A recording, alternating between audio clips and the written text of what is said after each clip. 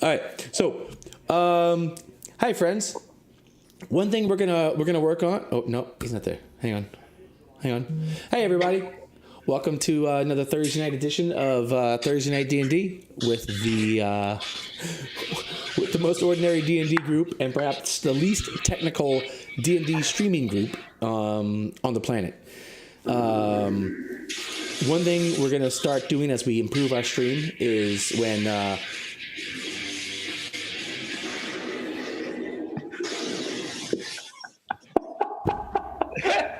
I would say that last sound is the most.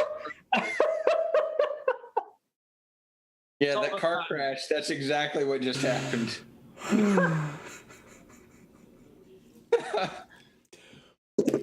Time out. You sure that's enough proof? No. I might need 2 straws to guzzle this down. Those straws are bad for sea turtles. Yeah, I hear straws is a big hot button topic now. It hasn't actually changed my use of straws, strangely enough. Which is sad because I actually have a collection of metal straws. Like I bought stainless steel straws, so I could just use a stainless steel straw and stick it in here. Paul, you keep your straw to yourself, buddy. My cleaning device for it? Oh, good lord.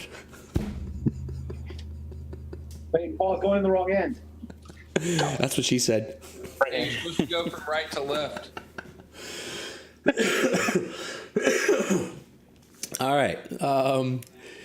Thanks for tuning in and welcome to this year's edition of our I'm off center. How do I get centered? Anybody? While we're screwing around, I might as well just let's see. Usually you just start with a few deep cleansing breaths and then maybe some meditation and you just go home. Center myself. And then you're centered. Nice. There I go. Advanced. Oh, no, that's right. No. No.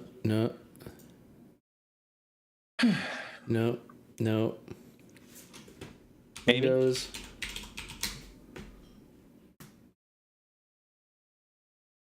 No.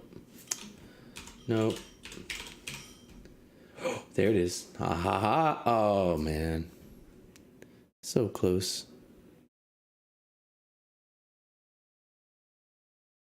Maybe you just reach up and move your camera. Yeah, I guess I'll have to. Okay. Fine. Oh, better. But see, now you guys are over here, and the camera's over here, and the stream's over there. The stream. I got the stream. This monitor setup I got is so nice. Like, check this out. Doesn't sound like it. Oh, it's so nice. Sounds awful. My sound is good. What are you talking about? So check this out. Is you guys don't read those notes. That's a game, right? Fantasy Grounds. Over there is my media production, right? Nice. Sound stuff, right? Huh? What? Chris, that's that 144 megahertz monitor you were talking about. Finally went on sale for $200. How about that, huh? So the way I've got mine set up that I find works is that the camera is on the monitor that I'm watching the Zoom stream with, and then Fantasy Grounds is the one that I'm looking away to. So like when I'm looking at the camera, I'm talking to you guys, and when I'm looking away, I'm looking at Fantasy Grounds. I'm looking off into imagination land. Yeah. Well, this might work well because this is my Fantasy Grounds look. But I like to talk to you guys. I'd like to see like when Chris is watching BattleTech or Gerald's watching Critical Role. I like to know when that's happening. So I keep a. I actually do both. Always happening. Yes, pretty much. I hate you guys so much. All right. You just assume.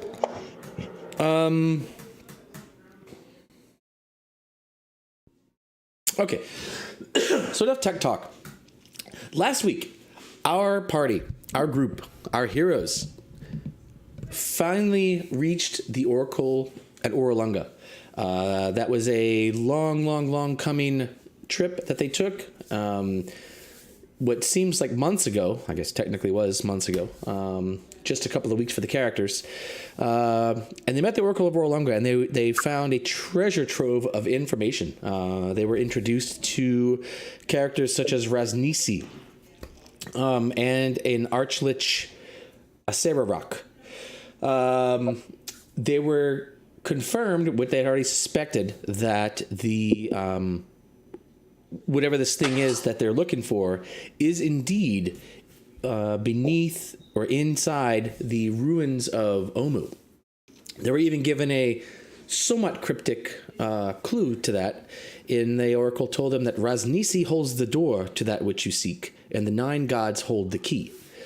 But we also know that the 9 gods were defeated, killed, imprisoned, something like that, by the Archlich Aserarach some century ago. In fact, the timeline, as we know it, It's the timeline as we know it. And I feel fine. Oh, I was gonna say I drink I wine. feel. Yeah, so the timeline as we know it is around. Well, there's other stuff as well, but as far as Omu was concerned, about 2 centuries ago, Ubtao abandoned Omu. Within less than a decade after that, the 9 gods appeared to the Omuans, and they sort of took up the residence of the divine support for the city of Omu. The 9 gods supposedly ruled for 9 decades before they were defeated by Aserarach. This happened about a century ago. About. So, for the past 100 years, Omu has fallen to ruins. Its people were forced to flee. Those who survived were forced to flee a century ago as Aserarach defeated the 9 gods that were part of Omu. And you are currently traveling with the Princess Mawaksanari.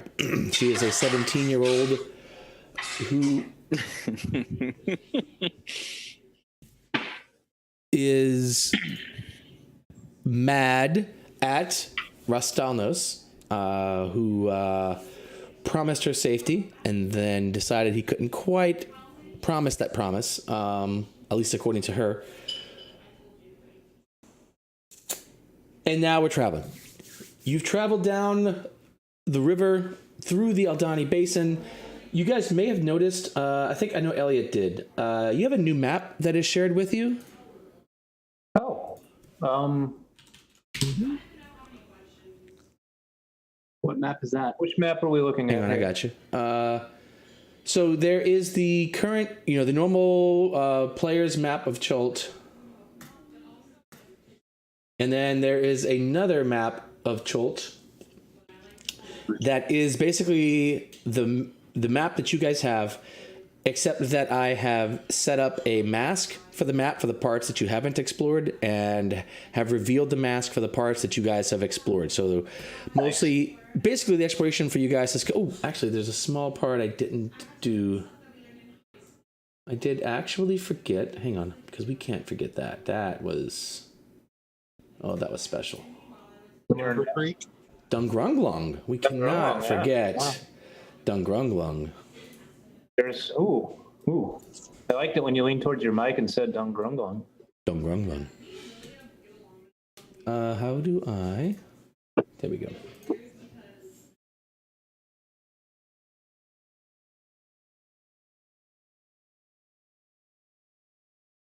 Hey, where's our pin for Omu? Right down at the bottom. Oh, let's see. Pin for Omu. Okay, you guys were told that Omu is where? Somewhere down here, I think. Quite a few more down from what I remember. Let's see. No, I think you guys are relatively close. You guys were told Omu's about down there. So there's Omu. There's You Are Here.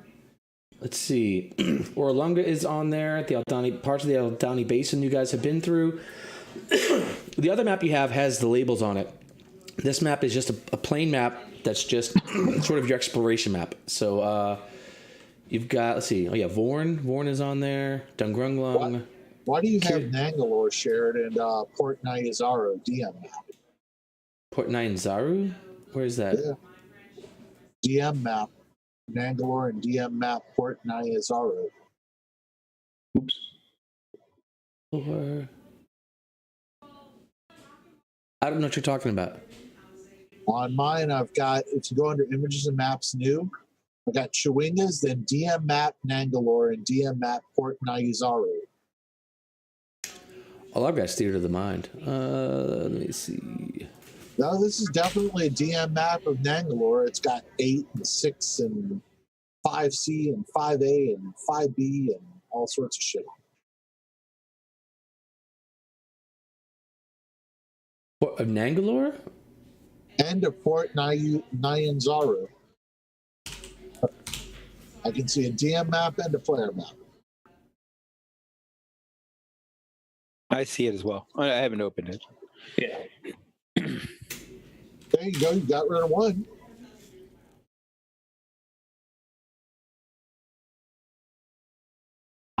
Wonder what they see that on there. Oh, it's just got numbers. It's the same thing, just with numbers. That explains why nobody was listening to me. There you go. Oh, you were Why talking? did you- Because you were like moving furniture again. So I wasn't moving any furniture. who's I was moving just furniture? trying to talk and explain things that would have moved things along faster, but whatever. You We don't weren't wanna even go- in the room. That's right. Why bother muting somebody who's not even in the room? Because you were You were making making a noise. bunch of noise. Sam, not the only one who thought it. No, there was a bunch of noise. I laughed. We all laughed. I laughed. Paul laughed. The one who didn't laugh was you, so I assumed it was you. He might have laughed. That's true. But we You might didn't. have laughed. Yeah. Yeah, but you didn't hear it because I was muted. Sorry. You know, that's an interesting part of the mute controls. Like if I mute someone, they can just unmute themselves. What that? I mean, I don't even know what the point is.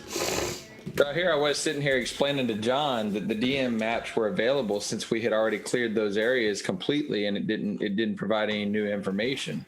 But nobody heard that. Well, I don't know that that's the reason why they're available, but They're available because Roy clicked public. maybe. I agree with you that you've explored them completely and there's no new information. I don't think that's the cause of them being made available. Okay. Speaking of moving things along, I have lots to get done. So, you guys are currently traveling south-ish, you hope, through the jungles of Nangalore. Do I have a story for you guys We're going today? through Chult, not Nangalore. I'm sorry, the jungles of Chult. Let's see. Residency holds the door. Nine gods hold the key. Zaka. Well, okay. We just got around a big horde of zombies, which we That was figured pretty out cool. how much zombies we can kill per minute. It's pretty ridiculous, actually. Yeah, so you guys actually, you guys, as the last maybe day or so, the frequency of undead things has certainly increased. You guys continue to travel south. Not much in the jungle is really any kind of threat for you guys, you know, but there are, there are the occasional zombies, small packs of zombies. There are a few skeletons, mostly zombies though. And the zombies are human. They are the occasional dwarf. There are even lots of dinosaur zombies. So you guys have, fought a couple of minor dinosaur type zombies. Some of those might be a story, but we're going to continue through there. Tabaxi. There are Tabaxi zombies out the wazoo. There are a lot of Tabaxi. Yeah. No, Tabaxi is a big native race of Chult. So there are definitely those. I need us to do ascending to Sylvain one night. You can do that any night. You have the last week of basic travel if you need to. So today you guys travel. You forage. You find some more fruit. You guys haven't found any new fruit or new foods in a while. You've gotten fairly accustomed to the jungle flavors here these last few weeks. Elliot, I guess it's not possible for you to figure out which day it is, right? At the moment, no, it's not. It's not possible. Okay. If you could figure out the last day you know of, like where the group was and the last day that was, like the last day you know and where you were, then I can figure out the rest. We stepped out of the ziggurat. I'm going to continue the story. I just want to say, like, if you can continue that. Wait, do you know the ziggurat date? Yeah, that's what I'm trying to tell you. Oh, I'm sorry. Okay. We stepped out of the ziggurat of the Oracle of Oralunga at dawn on the holy day for Sune and Maliki of the summer solstice. which Summer is the 20th of Summer Kythor. solstice. Yes. 20th of Kythorn on the summer solstice at dawn is Oh, when we yeah, I left. gotcha. Okay.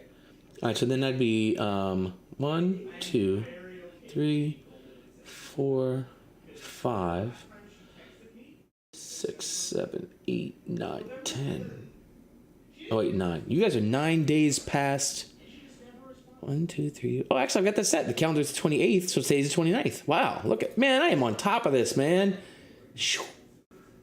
All right, so the calendar, we are currently on day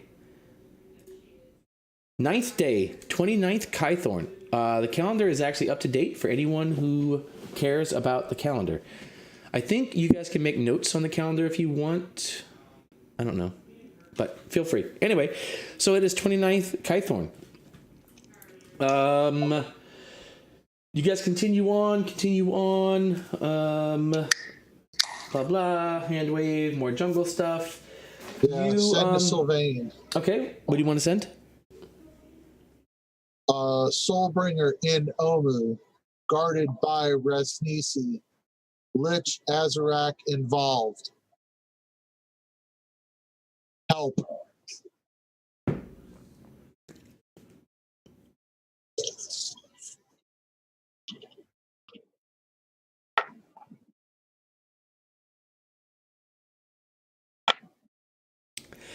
You get a response that says, help would be hard to find and even harder to send. If a Sirarak is truly involved, then We're fucked. you have all of my prayers. Good luck. I'm amazing at this. I'm just so amazing at this. I can't even believe it. Wow. Let's see. That was pretty good. My life skill. Counting to 20. I should join Twitter. I'm like, wait, no, Twitter is characters though, not words. Oh shit. Oh, that's a whole different thing. Let's see. But I'm sure you'll be just as brilliant at it. Yeah, well, probably just as brilliant. Okay, so you guys travel another day. Let's see, another day of a couple of zombie things. Blah blah blah. Today is kind of neat. You guys see a site that sort of catches your attention. As you're kind of hacking your way through the jungle, hacking your way through zombies, blah blah blah. You find two zombies that sort of come upon you, and this is pretty regular. Not all day, but it's fairly common that you guys come across a zombie or a couple of zombies or a handful of zombies, and you blast them into oblivion. These two zombies that you come across are actually holding hands, like they come walking upon you, and as you see them, just before you blow them into oblivion, you notice that they're actually holding hands. Okay. Blast them into oblivion. No. See if they'll respond to anything intelligent, or if they try to attack us. So you're gonna try to talk to zombies. Sure, why not? All right, they come up, and Everybody as else one, is talking to birds and everything else. yeah, they come up and as one attack you. Well, out of existence then. All right, blow them out of existence. All right, so they blow, and you think as they fall out of existence, they look at each other for just a brief, or start to look towards each other, and then they're. So, tell me, Rafina. Oh, sorry. Uh-huh. Tell me, Rafina, and you can phone a friend there if you'd like. What is blasting a zombie out of existence by the life clerk of Lathander look like? Is there a visual? Is there an audio? Is there what are the sensory pieces of blasting zombies out of existence? I don't think it's any different from a normal turn. It's just they turn into dust motes and then drop down. Okay, so basically like the most boring thing I can think of. I'm sorry. I mean, it's Okay. turning undead. I don't expect it to be very exciting. Okay, all right, fair enough. So turning undead is just like the most boring thing you can think of. Now that Rafina has gotten to this whole new level of turning undead, right? It's not just like go away and they run away. It's actually like boo and may the power. However this works, right? What do you do? I guess it's just boo, poof. That's it. That's the whole turn. That's all we got, really. That's all I got for this. all right. All right. Put me on the spot too quick. Why do we have 0 viewers? I don't understand. How can nobody appreciate this stream? I mean, come on. We're like dusting zombie. Come on, right? Dude, you at least have one viewer. Or two. So the zombie couple gets blown to dust. Another day goes by. Let's see, the 30th, the 31st.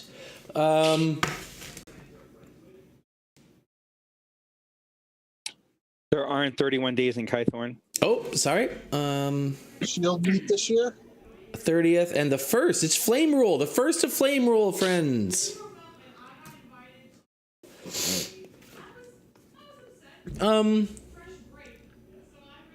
Alessandra, you and Yes. on the 1st of Flame Rule. I'm sorry, the 2nd. Wait, one more day. There we go. Okay, sorry. 2nd of Flame Rule. Anybody got anything to do the 1st? The 2nd. The 2nd of Flame Rule. It's you and Azaka that stand and watch together, right? Yes, and I think Rask is in there too. Wait, no. It's Rafina and Azaka that stand and watch together. Is it? Yeah, it's I'm the Great last Petal watch. and Sashira, Alessandra and Rastalnos, and then Rafina and Azaka. Can I switch? Where's Moaxinari? Moaxinari sleeps the night. She doesn't stand watch. That's for plebeians. Oh, right. Yeah, come on. What kind of nonsense is that? That's up to Rafina if she wants to switch off of Azaka and stand and watch with Rastalnos all night, or for her watch.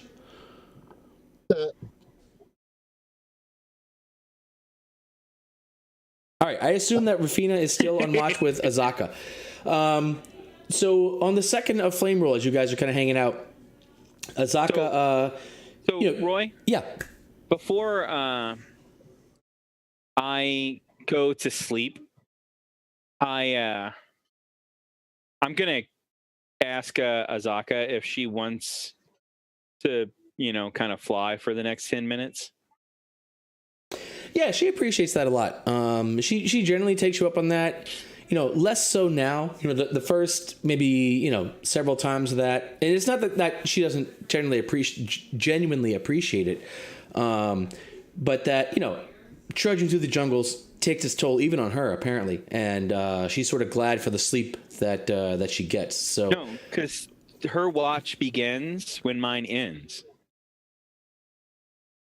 Oh, okay, all right. So like a little morning coffee. Yeah. Oh no, right on. Yeah. No, she like I said, she loves it. I mean, it's one of those things that we've talked about this, right? Where she has this fear of falling. Like it's her one fear that she just can't really manage, and the flying thing makes falling impossible. So it's just this blissful thing for her that she seems to genuinely appreciate every single time you offer it.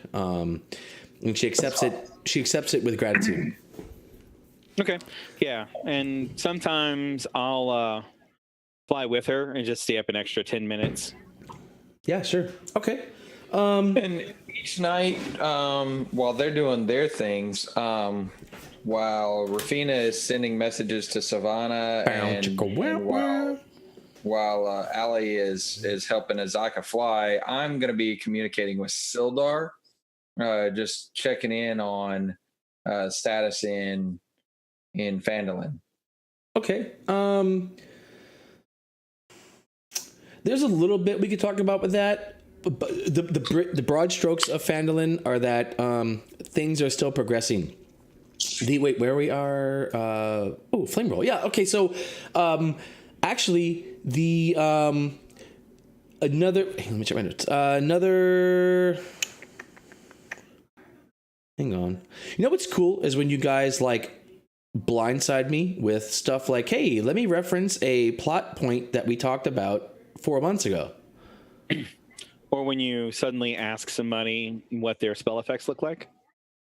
No. See, that's like a bit of just on the spot creativity. You're asking me, hey, tap back For into this on-the-spot storyline, creativity. take this other storyline arc that we had and advance it to it. You see, because anyway, I feel like that's a pretty different I gave thing. you warning. I gave you warning because I mentioned Sildar last week, and I gave you a whole week to prepare an answer. Yeah. Okay. So as of let's see that. So in Flame Roll, the mine is actually under production. Gundren got that extra half dozen. In fact, it turned out to be 10 extra dwarves, or 10 dwarves that came into Phandalin and moved in. So there are now something around a score of dwarves that are working in the mine of Phandalin. They're still doing some, and this is something you can kind of pick up over, a few days, whatever. But basically, they're still doing cleanup, but they're actually starting to trying to activate some veins of ore. And I mean, that's like where the money is, right? But it's, finding the ore, cleaning things up, activating a vein of ore is kind of a big deal because it's not just chipping out the ore. It's finding the ore, setting up the extraction process, and then you've got to take the thing, rekindle the forge, So yeah, it looks like they're actually at the point where they're starting to actually start mining things in the mine of Phandelver. Nice. Okay, so let's see. So the mine is just starting to start producing again. What was I saying before we started that? Oh, Azaka, yeah. So yeah, sure, Alessandra. Azaka, as you guys are flying off on this second of Flame Roll, she, you notice she's sort of like, you kind of hanging out or whatever, and she looks at you and she says, and this is, of course, this is in the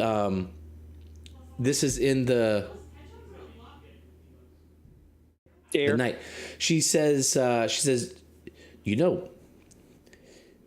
second Flame Roll is the date of my birth. In some civilizations, this is a day of celebration. I appreciate having survived another year.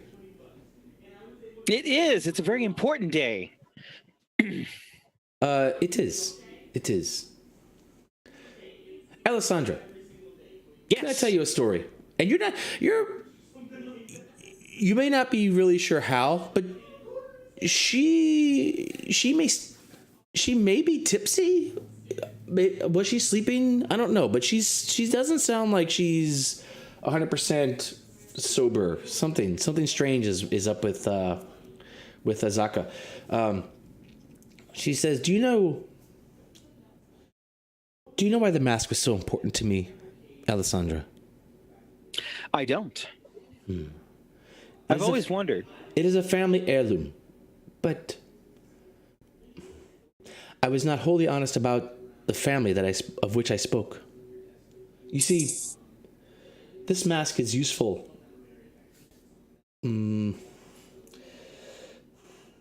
If I were not in such good control of my curse, this mask could be very useful. It could be useful in hiding my appearance. It could be useful in calming animals who are upset by my presence. Sometimes, when I recognize that I have been alive for yet another year, and I recognize that my curse is to be alone, I think that perhaps this could be a way that someone newly afflicted by my curse could continue to live a normal life. For and she looks at you, she peers at you intensely, for that is the curse. There is no normal life. There is no normal existence. You live between societies. You live between your peers. There is nothing. It is eternally lonely. I absolutely get that. I once lived as you do. Is that so? Yes. I do not think you could possibly understand. She does a sort of loop. I do not think you could possibly understand the loneliness that is my daily existence. I once lived as a man. Well, for She stops and raises an eyebrow, a striped eyebrow at you. most of the last decade. So I was constantly having to hide who I was and then move on quickly if anybody ever found out my secret. No, I do think I get it. Perhaps you do. Well, and she flies near you, and she sort of does this thing where she kind of grabs you, almost it's like a handshake, but then she sort of closes her hand. So she basically kind of gives you a fist bump, and she comes in very, very, very close and puts her forehead up right next to yours, and she says, "Perhaps you do. I'm glad to know you, Alessandra, and I thank you for this daily gift of pleasure that you give to me. I count you as a friend, and I have preciously few of those in this world. So, thank you." Well, you are no longer alone, and you do not have to worry about that any longer. Adventurers live between civilizations. It is kind of our lot in life.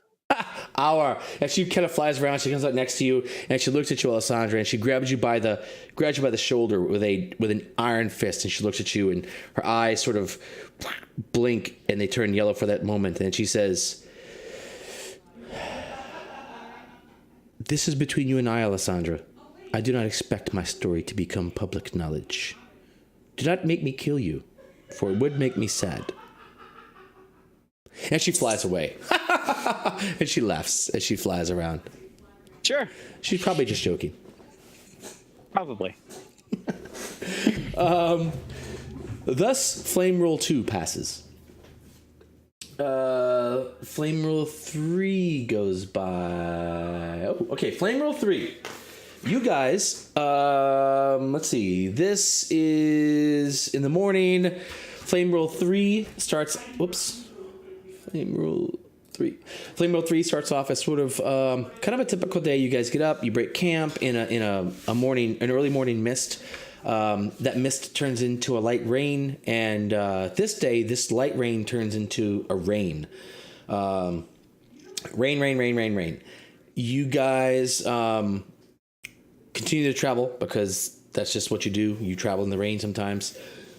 About midday, after lunch, you guys come across, as you're traveling through the jungle, you actually kind of find yourself sort of opening out on an open area that becomes a cliffside, actually. And below you, probably 80, 100 feet below you, is a lake, a pure, clean-looking lake. There's just a small bit of mist around the bottom of the lake, but even that doesn't seem to be much of an effect today because you're in this just sort of pouring rain. Not pouring, but sort of a constant rain. As you guys are kind of looking over this thing, considering this, you hear a crash from behind you. And I need 1, 2, 3, 4, 5, 6, 7. I need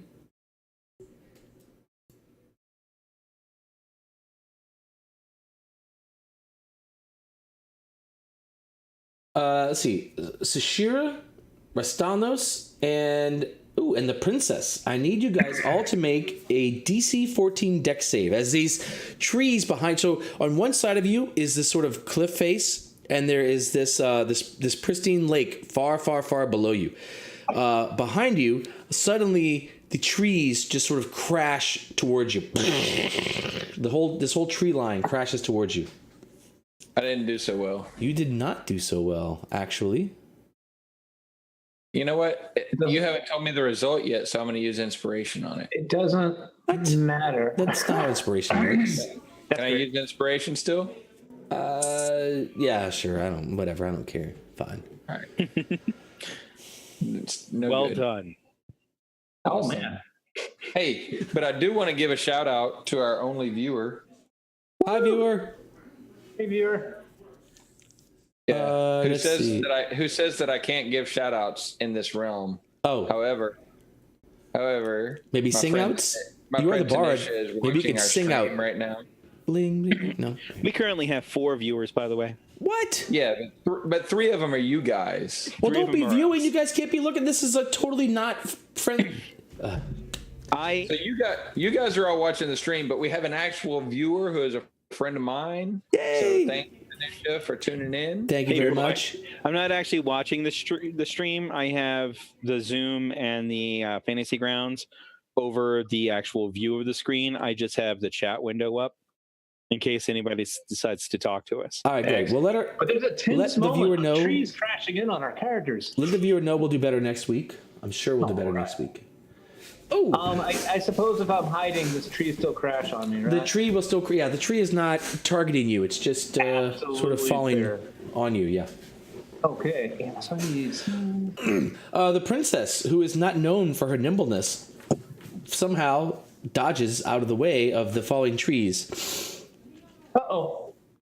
Are we all making this deck save? No, just these 3. So basically, the setup, if we can imagine this, is that there is a sort of cliff, like we're in this dense jungle, right? And then there's a sort of cliff. Beyond the cliff or down the cliff is this big lake below you, and you're like, oh, look how cool this lake is. As you guys are observing how pretty this lake is below you, the trees behind you just sort of crash upon you as this giant figure comes charging out of the forest, trampling trees ahead of it. So Moaxinari I jumps. happen to be within 10 feet of Grey Petal, huh? If you want to be, you can be. I don't. Right. So Tanisha said that the chat function isn't working. She was trying to send a message to say hi to everybody. I'm going to look. Hang on. That would be really cool to know, yeah.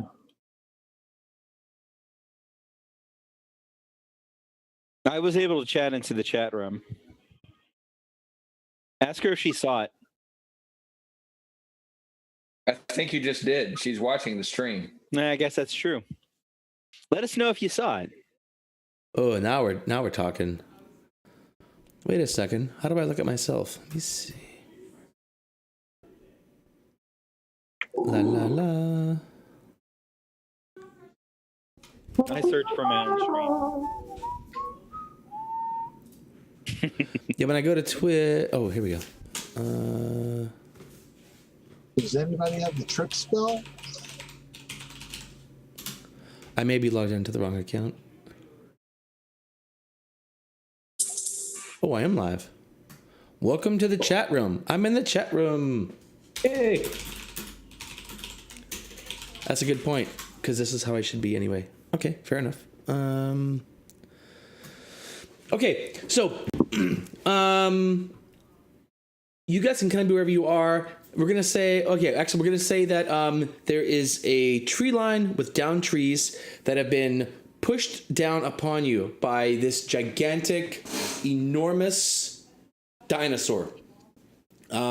This thing is, it basically looks like a T-Rex that is rotting and falling apart. The trees, Sashira and Mastalos, you guys are currently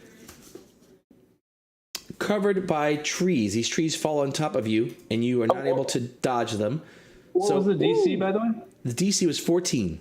Oh, yep, I missed it even if I was next to Grey Petal. Yeah, so each of you take 10 damage from the falling trees, and you are currently pinned under these falling trees.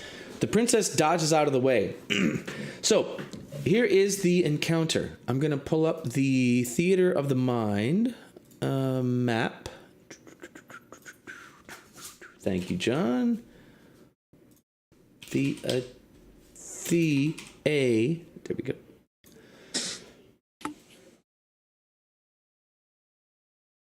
All right, and then in the combat tracker, we are going to have a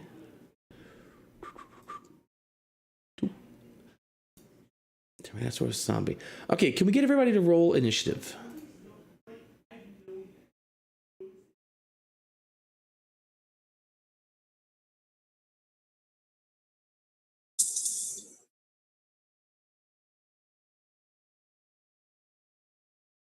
All right, so let's see. The Tyrannosaurus will be. Wait, that's Sashira. Sashira, you're going to be close. Tyrannosaurus will be close. Let's see. Gray Petal is. Gray Petal.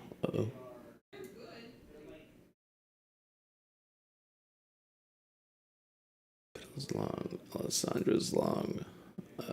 Sashira's there. Moxinari is close. Zaka is long. Stelnus is long. I think I'm missing someone. Rathina. Athena is long. But I had 3 people. Rask was under the trees. Should we be close? Yep, he's close. All right. So this is basically the Theater of the Mind. So the trees, 2 characters are pinned. Moaxinare, the least dexterous of the 3, like by a lot, the only one not pinned under the trees, as this Tyrannosaurus comes in to attack you guys. So this is a gigantic Tyrannosaurus zombie. Rastalnos, he'll just skip his turn. Azaka. What's Azaka gonna do? Azaka waits to see what you guys are gonna do. Moaxinare waits to see what you guys are gonna do. Sashira. I try to unpin myself. Yeah, okay, that is a DC 14. I guess either acrobatics or athletics, whichever you'd like. Okay. So you skipped me because I was just half a frame out of the picture, but I would do the same thing. Try to free myself. All right.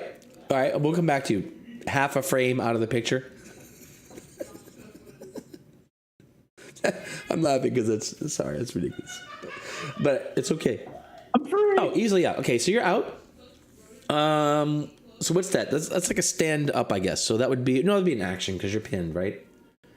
Yeah, probably so. And I could probably pop up because I got that little pop up special thing. Anyway, it looks cool. Yeah. Okay, so that'll be like your action. So I guess you can still move or whatever you want to do for the combat. Okay, I kind of want to get away from it. Okay, you can go to long range if you like. Okay. All right, sold. Let's see. All right, rest on those. You want to get unpinned? DC 14, athletics or acrobatics, whichever you like. Athletics. Nice. Easy. Jesus. Okay. What do you want to do? I also want to get the hell out of Dodge. All right, so you get far away. So basically, let's see. Azaka is waiting. Moxinari is waiting. Moxinari saw what we did. Wouldn't she follow Rask? Well, No. the order of things got kind of jacked up, right? So, yeah, Moaxinari's kind of, so she's, well, I guess as things turn out, Moaxinari is hanging out by herself against the T-Rex. So the Tyrannosaurus zombie closes into melee with Moaxinari. And so ends Moaxinari. And all of really us didn't last very long. Right? And I guess it just attacks. All right, fine. So it'll just attack Moaxinari. That doesn't seem reasonable. No? Wouldn't she follow Rask? Yeah, if we had gone in order. Well, if you were here when it was time to go in order. Or if they're, I was right here. in this case, a map might have helped. So. All right, what do you want to do? I don't care. I'm easy. What do you want to do? Where do you guys want Moaxinari to be? I mean, you can't be the dungeon master if you're not just a master. You just go ahead and you tell us. Okay, well then the Tyrannosaurus will eat Moaxinari. Awesome. Jerk. Let's see. Let's say I attack Moaxinari. Oh, I hit with a 17. Excellent. Damn it. Actually, wait. Hang on. Let me check real quick. Moaxinari. Did I? Oh, shit. This actually might kill her. Wait, hang on. Oh, yeah? Let me level her up real quick. Hold on. Because, of course, all intelligent creatures would stay next to a T-Rex that's hungry. Right. Right. Well, she was, as I stated, her and Azaka were just sort of waiting to see what the party did, and the party fled, so they both took their turns and just kind of waited to see what happened. After they did that, and neither of them moved, Sashira, who was next to Mwaxanari, left, and Rastanos, who was next to Mwaxanari, left. Now, I think I clearly established both of those NPCs, as their action, did nothing. And both of the player characters next to the NPC fled. Fair enough. I think they were assuming that when you said that they were waiting to see what. I thought you were holding an action. Yeah, I think everybody was under the assumption that Azaka and Mwaxanari were holding their actions to see what the party did. Not skipping their turns. Not just standing there. Because if that's the case, why would Mwaxanari just sit in close range anyway? She should have moved back to the party. Okay, so Mwaxanari moves back to the party. This is easy, right? That's the beauty of D&D. So Mwaxanari moves back to the party. Since she's the last one to move, the T-Rex chases her. So this will put. Let's see. I mean, you can still murder her. I'm fine. I plan to. Don't worry. Go ahead. Yeah. I mean, go. So let's say Sashira and Rastanos self. and Rafina. All right, Rafina. So you guys can all be in melee range. The other you guys will now be at short range because basically she ran back to the party. The T-Rex chases her. Now the T-Rex is going to melee Mwaxanari, and it's going to eat her. It hit her. The 17. Let's see what damage that could kill her. Ooh, this is a lot of damage. I know. Come on, bring it on. She's not scared. She's dead. No, Mwaxanari's dead. Dead. That's terrible. Right. That is pretty. That's conclusive. I can't believe that we spent all those weeks doing all this crap, and like the first real combat we get in, she's dead. That is. I'm not the one who left her by herself. What's that? I'm not the one who left her by herself. That's true, but She's not by again, we don't herself. have a freaking map, and I don't visualize these theater of the mind things right. I might have stayed. I don't know. But It doesn't matter. Doesn't matter. She's in the middle of the party right now. It Well, doesn't she matter. shouldn't have been the last to move anyway because I moved and then Azaka's turn. Then anyway, keep going. Whatever. Yeah, you just lost the love of your life. Let me See think how about shattered this. you are. Let me think about this. Hang on. I don't. It's all fucked up. It's all fucked up. I agree. All right, let's do this. We're gonna, since we've realigned the map, and since I like my Princess Mwaxanari, we'll say that she followed you guys back to the party, and you four guys that are in the front row, could each take her place. I'll stand in front. 1, 2, 3, 4. All right, let's see. Let's see how hard the fates are determined to kill Mwaxanari. 1, 2, 3, 4. 2. Really hate when Mwaxanari. damn. Well, apparently Mwaxanari is going to die. The Knights just hate the bitch. I don't. But this isn't how she's supposed to die. I have plans for her. She has to die another way. Then she should have actually went to out of combat or behind us, not in melee. She should have kept going. There is no out of combat for her yet.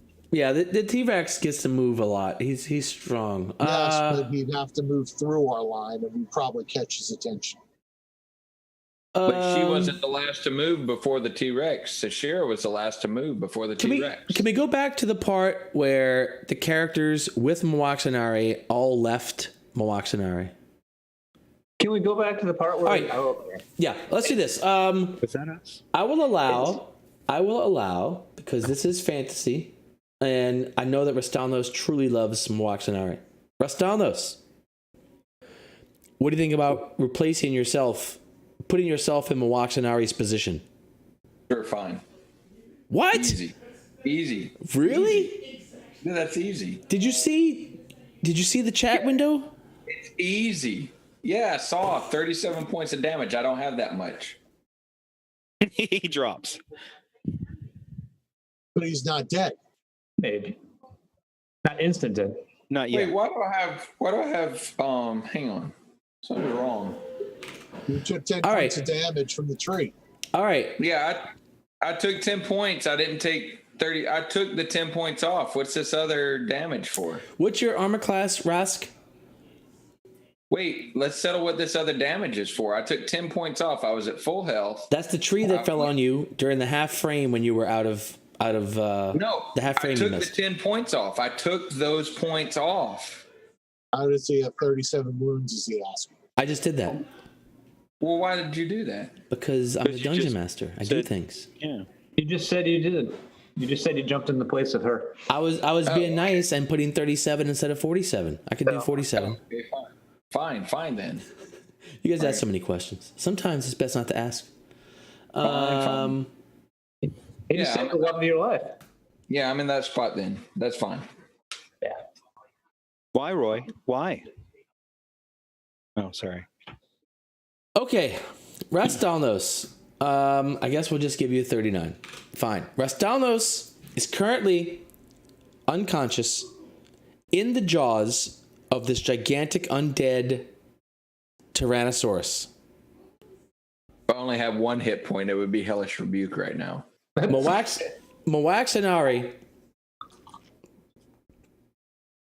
Mowaxanari is shaking because she saw her death flash upon her, and in the next moment Rastalnos was in front of her. No!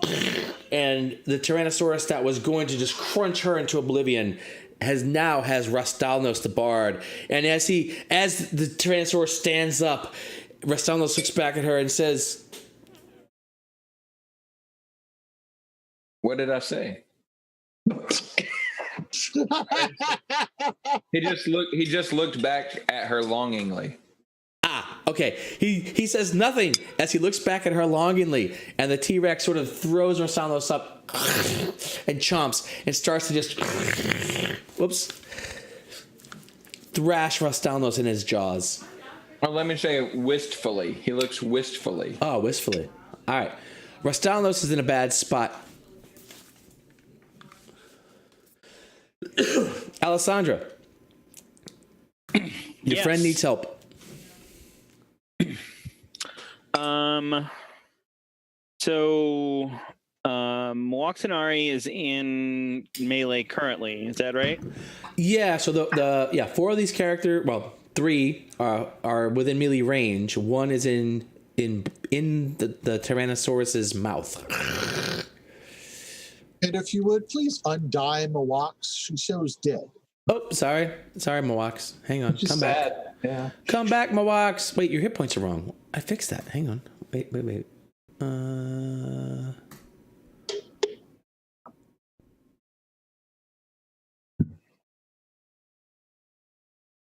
No. Okay, so she is unwounded. She does have more health than she did. She's actually 3rd level now, not 2nd. Alessandra, what you got, man? Girl? Can I cast a touch spell on Mowaxanari without myself getting into melee? No, this is a huge creature. It can reach. Yeah. Okay. In that case, I am going to cast Fly upon myself, All right. and then I am going to fly into the air in such a way as to try to make a spectacle of myself. Gotcha. For the zombie For the who's zombie. eating Rastalnos. Yes. Okay. All right. Trying to make myself a more appetizing thing since it's already got Rastalnos In it its may mouth. Yeah. More appetizing than the thing it's actually eating. Yeah. Maybe I Okay. should just blast it. No, Maybe no, that'll no, make no. me more Okay, appetizing. you're good. You're flying and waving. Look over here. Yeah, thanks. Sorry. I don't want to say no. I don't want to be the dungeon master that says no. So let's just set a persuasion roll, and let's set the DC at like natural 20. Natural 20? Well, it's a zombie who. Oh, a 20. It's a zombie. First off, Okay. and it's eating a thing. It just wants to eat the thing. So A natural 20 is only a 5% chance. I know that. I don't want to say no. It becomes more than a 5% chance if I use my Wait, inspiration. you actually though you have super charisma. I do have super charisma. All right, 20 DC 25. Is that natural 20?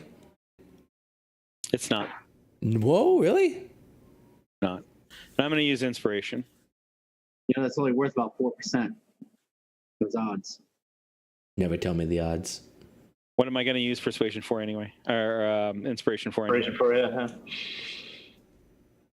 Things you got to succeed on. Well, then I'll just succeed at him anyway. There you go. You can't argue with that.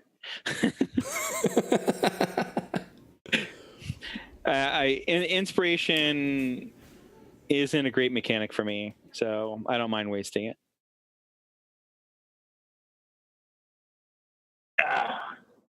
Yeah. Well, I tried. +7. Wow, that's more of a chance than I wanted to give you. I did drop a 3, but that 12 wasn't going to help you. Yeah, nice try. All right, that takes us to Rafina. Rafina, the bard is in a bad place. Was that? Il Restanos. Heal Restanos. Yes. How? Because my thing has a 30-foot range. That's awesome. Whoa. Have a ray of light, my brother. Restanos. I'm alive. Oh God, please. Why am I here? I'm not in a good. Down its throat. I'm not in a dear good God. place. I'm really not in a good place.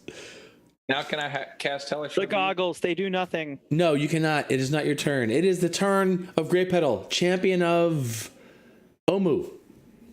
All right. So first thing she's going to do is invoke Sune to give her divine favor. Okay. Nice. Yeah. All right. Then we target. Then we're going to do charge. So she's kind of engulfed in these radiant flames, and they swirl around her like a flaming dust devil as she rushes towards the zombie. Wow, that's awesome. So fire now instead of butterflies? For divine favor, yes. All right. Very cool. Very cool. This is the new. I've never used this spell before. Oh, wow. So what? I guess, okay. Hang on. All right, go ahead. So what is she doing? Well, she's rushing the thing now, and she will now attack it.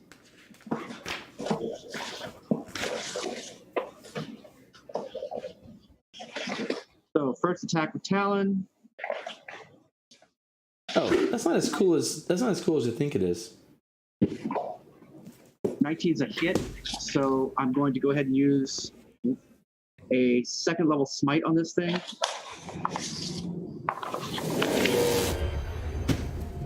Ooh, that smite's got it. Oh, holy shit! 33 points of damage. Don't forget the D4 radiant. Is that in there? All right, it's already in there. All right, nice. And then I'm going to take my second attack. What? And I'm going to expend another second level smite. What? Get smite twice? What? Oh, wait. Add that back in. I don't know why I didn't. Oh, I didn't. You can control and click the creature, and it'll return that damage back to it.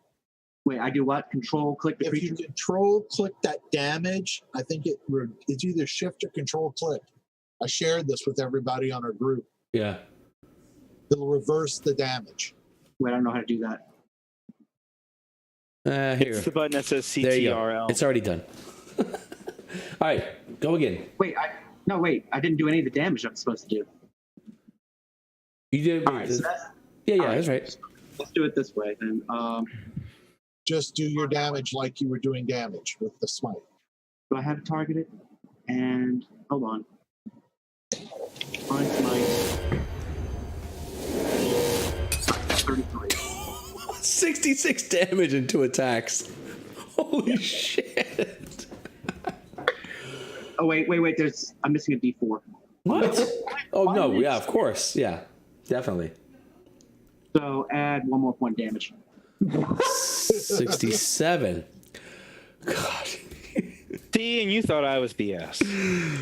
That's ridiculous. Oh, I like it. And This is- down his throat. This is how invincible you are, right? Like in one moment, I've killed one of the characters, and in the next moment, it's not even a fight. Like it's a non-issue. This doesn't even matter. What are you talking about? This thing's only wounded. All right, Rastalnos, you have valorously saved the princess. In fact, take some inspiration for saving the princess, for putting yourself in harm's way, for saving the princess. And you of course landed in the jaws. You took the attack that would have killed her to yourself, which knocked you unconscious, but you were very quickly brought back to consciousness, and the Grey Petal is down there smoting the shit out of this Tyrannosaurus. One-legged T-Rat. So, what would you like to do as you are being chewed up by this zombie Tyrannosaurus?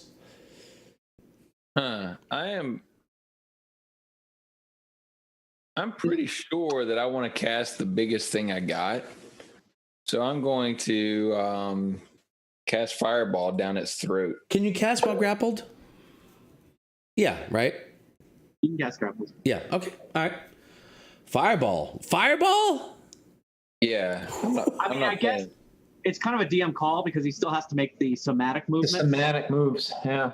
But I mean, that's so it is still a Not being DM call. held, he's just being chopped. Yeah, I think Could no. be. He's technically grappled, but I don't think grappled keeps you from Well, casting. some cases it might restrain. Well, I guess it would be a restraint. Yeah, he's not restrained. He's just grappled. Like he's in the. Yeah, you can cast Fireball. This thing's chewing on you. Grapple is a restrained condition, Is it? but Yeah. Son of a rules. Damn it. it Whatever. doesn't matter. You just make the call however you want. You can make him make a concentration check. Give him a chance. It's not concentrating on anything. Well, I know, but Hang on, otherwise hang you can't cast it. Right, grappled. I know is your moves reduced to 0. So many rules. Part of the fun. Yeah. No, it's not restrained. Nice.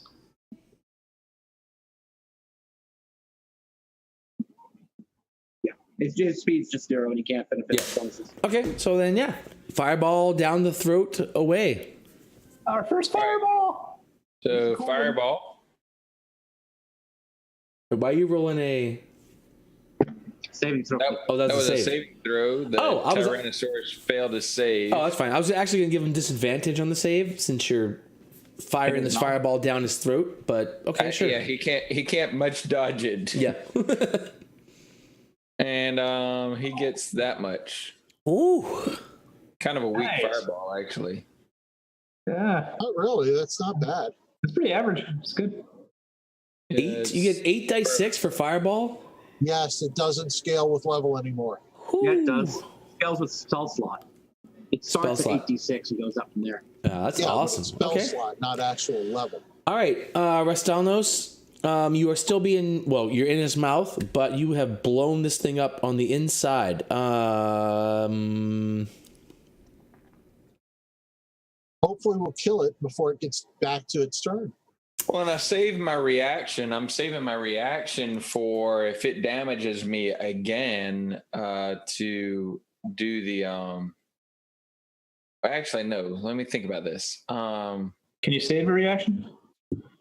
Well, Yes. Yeah, your reaction's yours until your next turn, yeah. Oh yeah, great. Okay.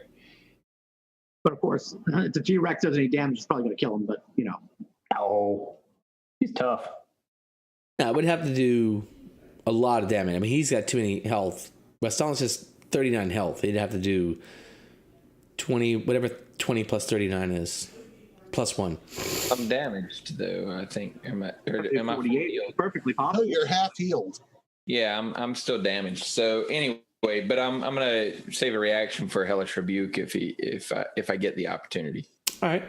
All right. Azaka charges up and says, "Yeah!" and scimitars the Tyrannosaurus zombie.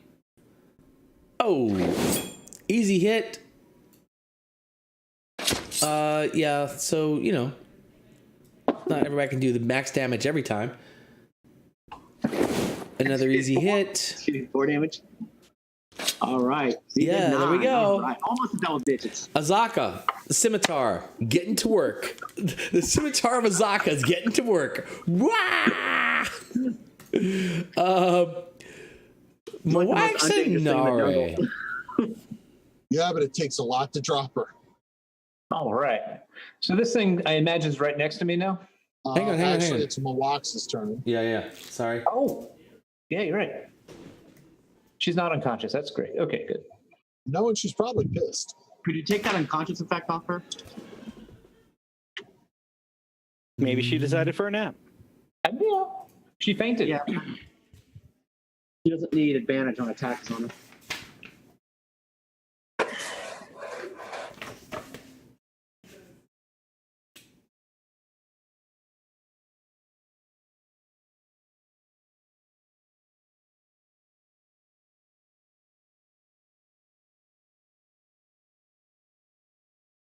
What are the chances we're going to get to 10th level before we have to fight the Lich? If 10th level, never mind. No comment. If you think 10th level is going to help you against the most powerful Lich in the history of Faerun, Yes, it will. okay. It will not. At 10th level, you can actually cast divine, you can actually ask for divine intervention directly Yeah, from your god. What's the chance of that happening, John? Very small, but it's a better chance than we got right now. True enough. I'll take a chance versus no chance, which is what we have right now. All right. Princess Moaxinare casts. She steps back. Yes, withdraw.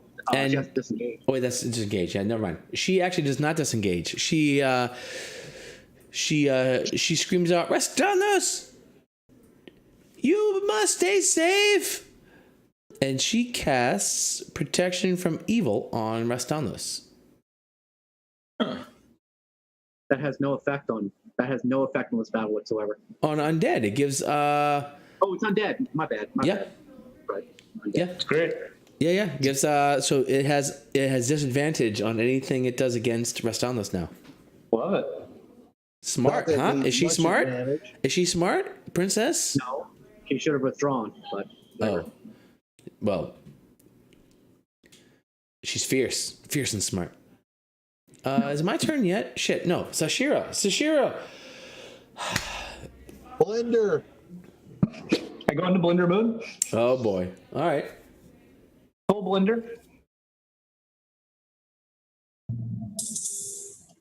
Oh, I'm Would just. like to cast Puree with our monk, please? Why don't you do damage each time? I don't know. I got a bad habit. Got a bad habit.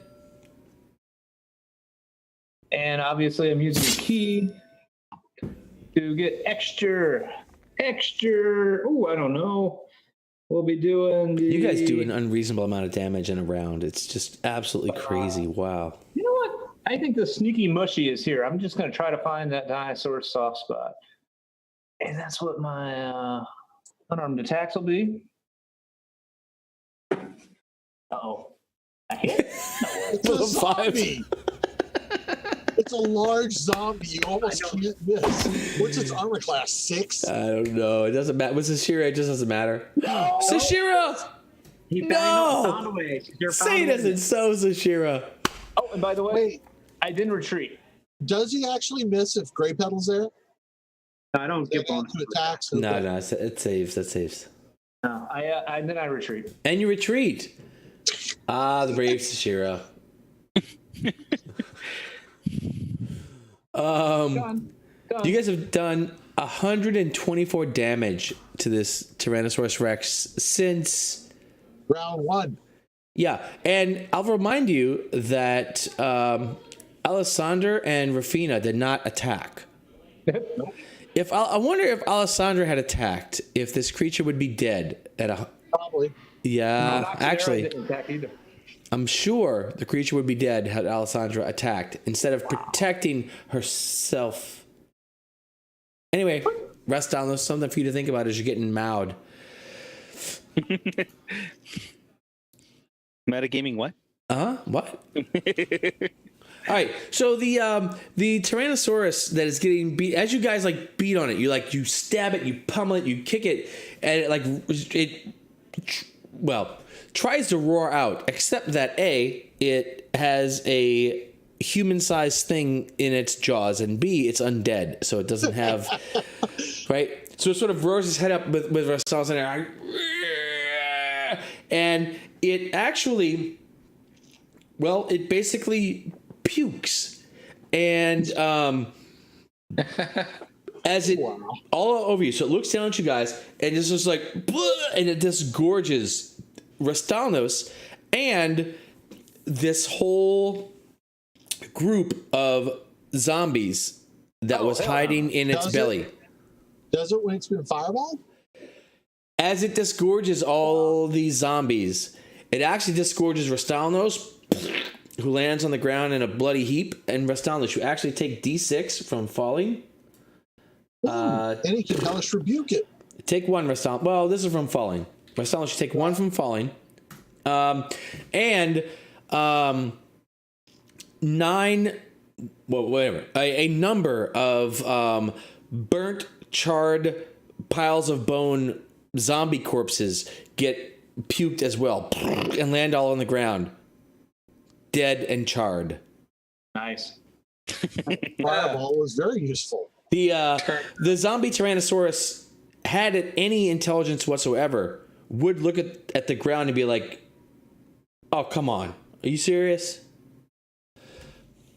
Alessandra, the zombie who thought it was making a tremendous move by regurgitating the zombies it was hiding in its stomach that are now burned to a crisp because Rastalnos in its mouth fireballed its internals, is upset, and I guess it's your turn to act. Okay. Well, then I will. That whole thing didn't go the way I expected it to go. Just in case anybody was wondering. It was a great fireball. Yeah, It was way better than I planned. yeah. I had to. I did some sort of internal dialogue on that, and I was like, yeah, yes, this is sure. What a great fireball. Oh God! Hate that sound. I love it. Oh, it's like the best. Oh man, it's my favorite thing in the game. It really is. Yeah.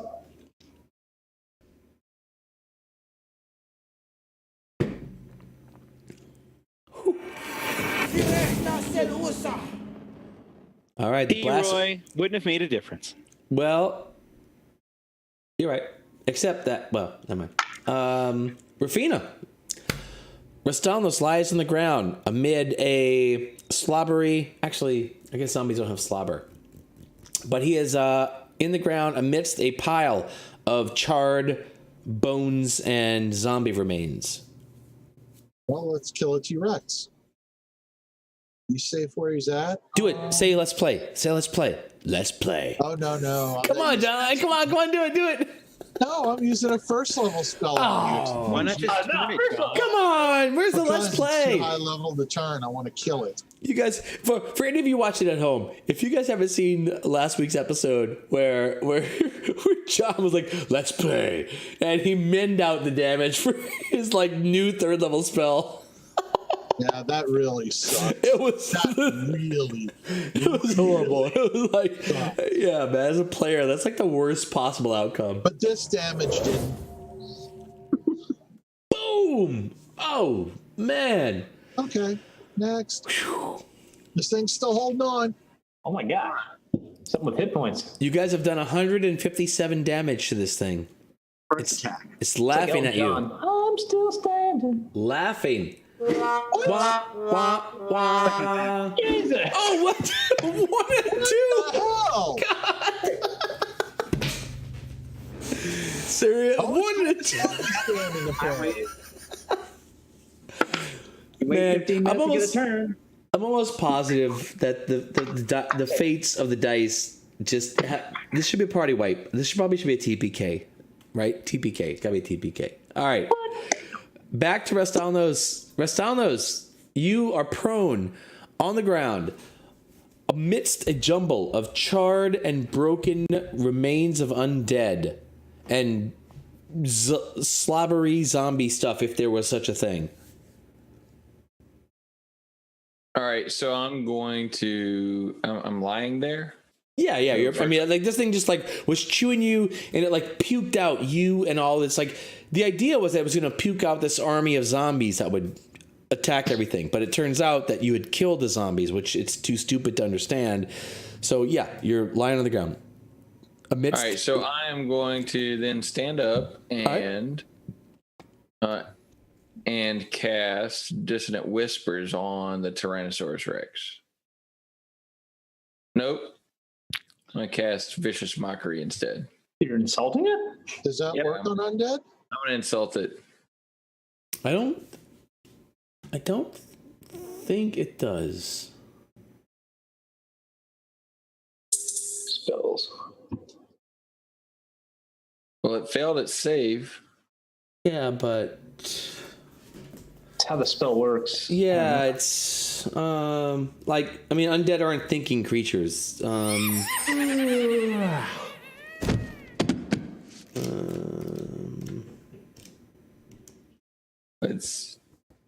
It's a question of living or dying at this point. All it needs to do is hear you. If it thought that it had an army in its belly, Like it then doesn't even had have thought. an intellect. Like it has 0 int score, so it doesn't even have intelligence. But if you look at the spell, it doesn't say it actually has to. It has to have wisdom. Look at was that Vicious Mockery? Yeah, Yes. cantrip. And all it needs to do is hear you, but it doesn't need to even understand you.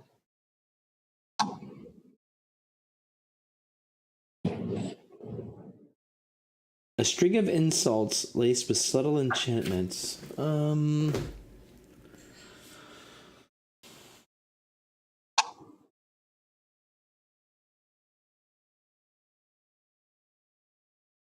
It is undead. It didn't say that it was resistant or anything. No, I think we all understand that undead don't generally like. They don't care about illusions. They don't care about mockery, right? They're undead. They're But it's non-thinking undead creatures. Yeah, but I don't think it's that I hurt their feelings. I think it's the subtle enchantments part that really takes the effect. Maybe. It's the insults are just how I deliver the enchantments. But that's a bit that clear. I think clearly implies a thinking creature who can understand things like insults, right? No, it clearly states in the spell description that it doesn't even need to understand you. It does not. It need not understand you. It's clearly written in the spell description. That would be the only real argument against that. It's not the insults. It's the enchantment. That's fine. I just. All right, that's fine. That's fine. I'm gonna end this. Okay, you kill it with Dissonant Whispers. I'm gonna reserve the right to reconsider the idea that undead, like skeletons, care about things like Charm Person or Dissonant Whispers, right? Because those are things that just don't affect undead creatures. We all know that. Like we all sort of understand that. And in this case, it benefits us. But, you know, there are things that undead don't care about, which are like sort of mind affecting type of things. Okay, so by insulting its psyche on an enchantment level, Rastalnos kills this gigantic Tyrannosaurus undead creature that has no thought or feelings. Right. Just as long as we're clear. Yeah. Hey, They Roy. apparently have a wisdom, so it doesn't say that it's an immunity. No, it's not. It doesn't listen to immunity. It just, I mean, I think you guys hear what I'm saying. What's up, Chris? Yeah, but I think it's an enchantment There's- spell. There's Undead Fortitude. Unless the damage is radiant or from a critical hit on a six, the zombie gets to make a con save versus DC 5, plus the damage taken, or instead of being dead, it goes back to 1 hit point. Oh, that's actually a really good thing. But then Asaka can kill it. And then Watchtower can kill it. All right, it dies. No problem. No, everything I'm finding actually it will work on undead. All right, so enchantments. What were you saying, Joe, about enchantments and undead? Well, I'm just suggesting that the reason it's undead is because of an enchantment. So the Dissonant Whispers might just be undoing the enchantments. If it were an illusion spell, it would be different, but it's an enchantment spell. Yeah, it's Vicious Mockery, incidentally. Yeah. Right? All right. Distant Whispers was another one. Just saying. I'll buy it. Okay. All right. So, however magic works, I don't know. However magic works, Dissonant Whispers undoes the last of the magic for this particular gigantic T-Rex, and it disappointingly, in the last moment, looks at the corpses of the army of zombies that were supposed to save the day. Yes, John. I know that even had the zombies been there, you would have destroyed them, but it thought with this one intelligence that would do it.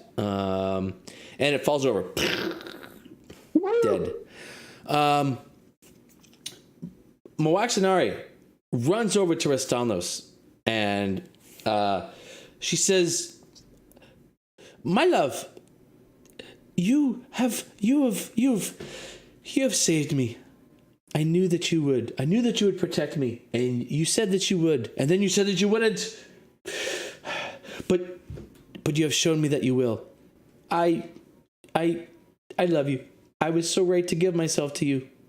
I thank you." And she sort of like actually kneels down, Rastalnos, next to you, and it kind of puts her head on your chest, and she says, I am so lucky to have you. Thank you, Rastalnos. My beloved, my beautiful Rastalnos.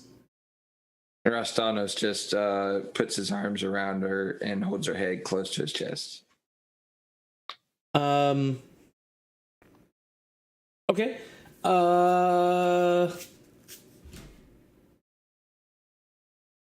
That was flame roll 3. Okay, how close to Omu are we? Because we needed to find it from a high place. We're on a cliff. Is this where we need to start looking from? I can't believe you're not searching the zombies.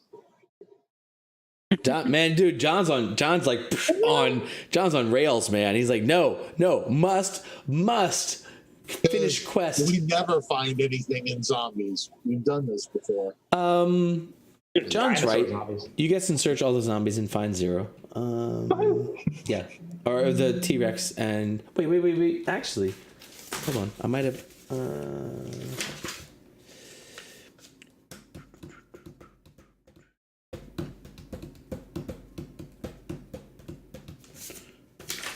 Hang on.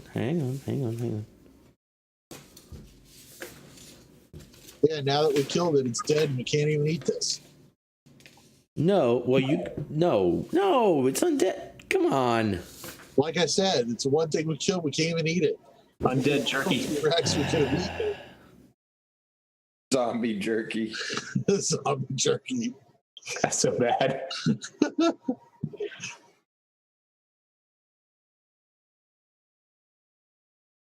Can't you purify food and water? Yeah. We went That's not over food. that actually. It has to be food to start off with. Yes, Paul is right. All right. Let's see. On that note, Experience? How is it? Is it 5. worth it for Moaxinari? We're not going to level it. No. But we are. Yeah, Moaxinari might level. We are going to take 5. Excellent. See you in a few. Did you pause the stream? Pause. For the stream, I put up an intermission page, but I leave the volume open so anybody who wants I to kind see of tune that. in. That's cute. Yeah, anybody who wants to tune in during intermission will just see the intermission screen, but they'll hear whatever conversation may be going on. So it's all about hooks, keeping them in there. I'm See going to you. go get something to drink. Right. See you in 5.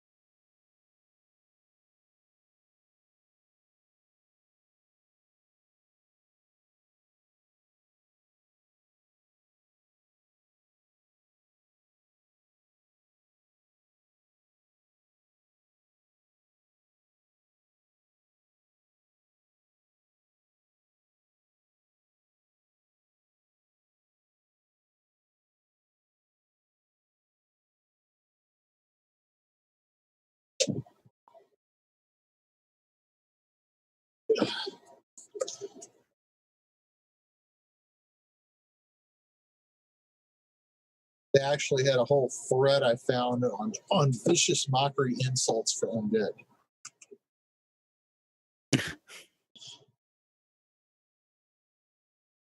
According to the player's handbook, zombies are an intelligence 3 creature. So technically, they can actually get mocked. Zombies are an intelligence 3 creature? Wow.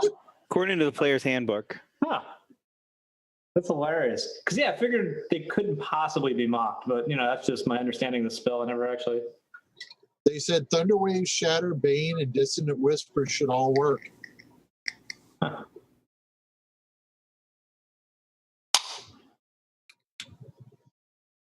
That's just strange. But it works. What the hell? So what are... That was a pretty cool encounter. Gerald, your damage is ridiculous. I love it.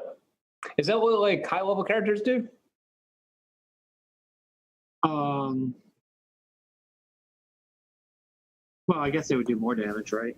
Yeah, I guess. That was just like, wow. Yeah, like I can't figure out how to make Shashira do damage like that. I think that's not her skill set though. But, Well, yeah, you do more sustained damage. Yeah, because didn't that use all of yours for the day? Or is that per rest? I got 3 spell slots left per long rest. Oh wow. Okay, yeah, that's a whole different thing. Yeah, he just used 2 massive pieces. What was that other thing that you cast? Divine Favor. Okay. It adds a D4 radiant damage to all my weapon attacks. Nice. That's a cantrip or a fast. The first level. It's a bonus action spell for first level Nice. spell. I like it. I mean, So plus is usually better, but So how much damage did we do in 2 rounds? Huh? How much damage did we actually do in 2 rounds? Oh, stupid amount. I mean, like 150. And Yeah. that wasn't even everybody doing damage. oh, we're a 6 level party. I mean, we're pretty ridiculous. Against one target. Yeah. And we're pretty much, since we're in a jungle, we're free to use all of our abilities. Yeah.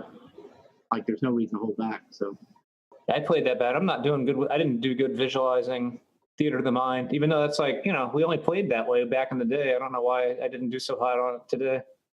But Because you're used to maps now. That's why I get that. I got map dependent. Well, just think of it just as a map. It's the same way. That's why you have the charts. You're in melee, you're close range, long range, you're out of combat. Yeah. Just that, like, I base everything on thoughts on Shashira, like where positioning is. I'm like, whatever. Right underneath the freaking, 2-story T-Rocks?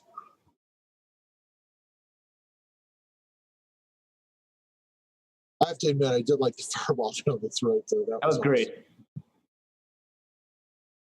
It was like, damn, the first time Ras gets deep throated, it's by a dinosaur. The selection of Marcus. And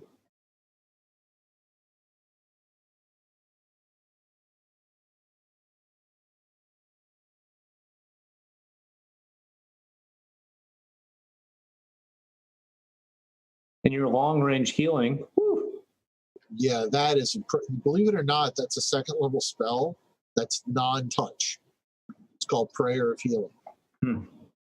30-foot range, 10-minute thing. And all I need to do is be able to see it. My bad.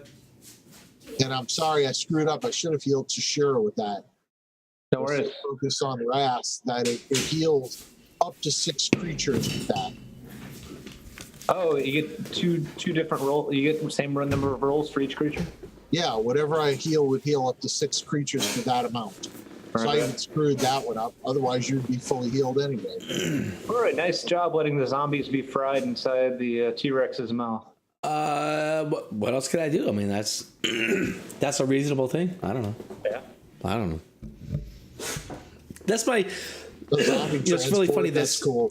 Running this game is, well, my new D&D philosophy, right? But there's a lot of encounters that I put together or that I read about or that whatever that like. Okay, I used to create encounters and I'm like, okay, here's the encounter, here's the challenge, here's how you solve it, right? And I expected the players to... Very video game. Yeah, exactly, right? Right. And now I create encounters and I'm like, I'm not sure how to solve it.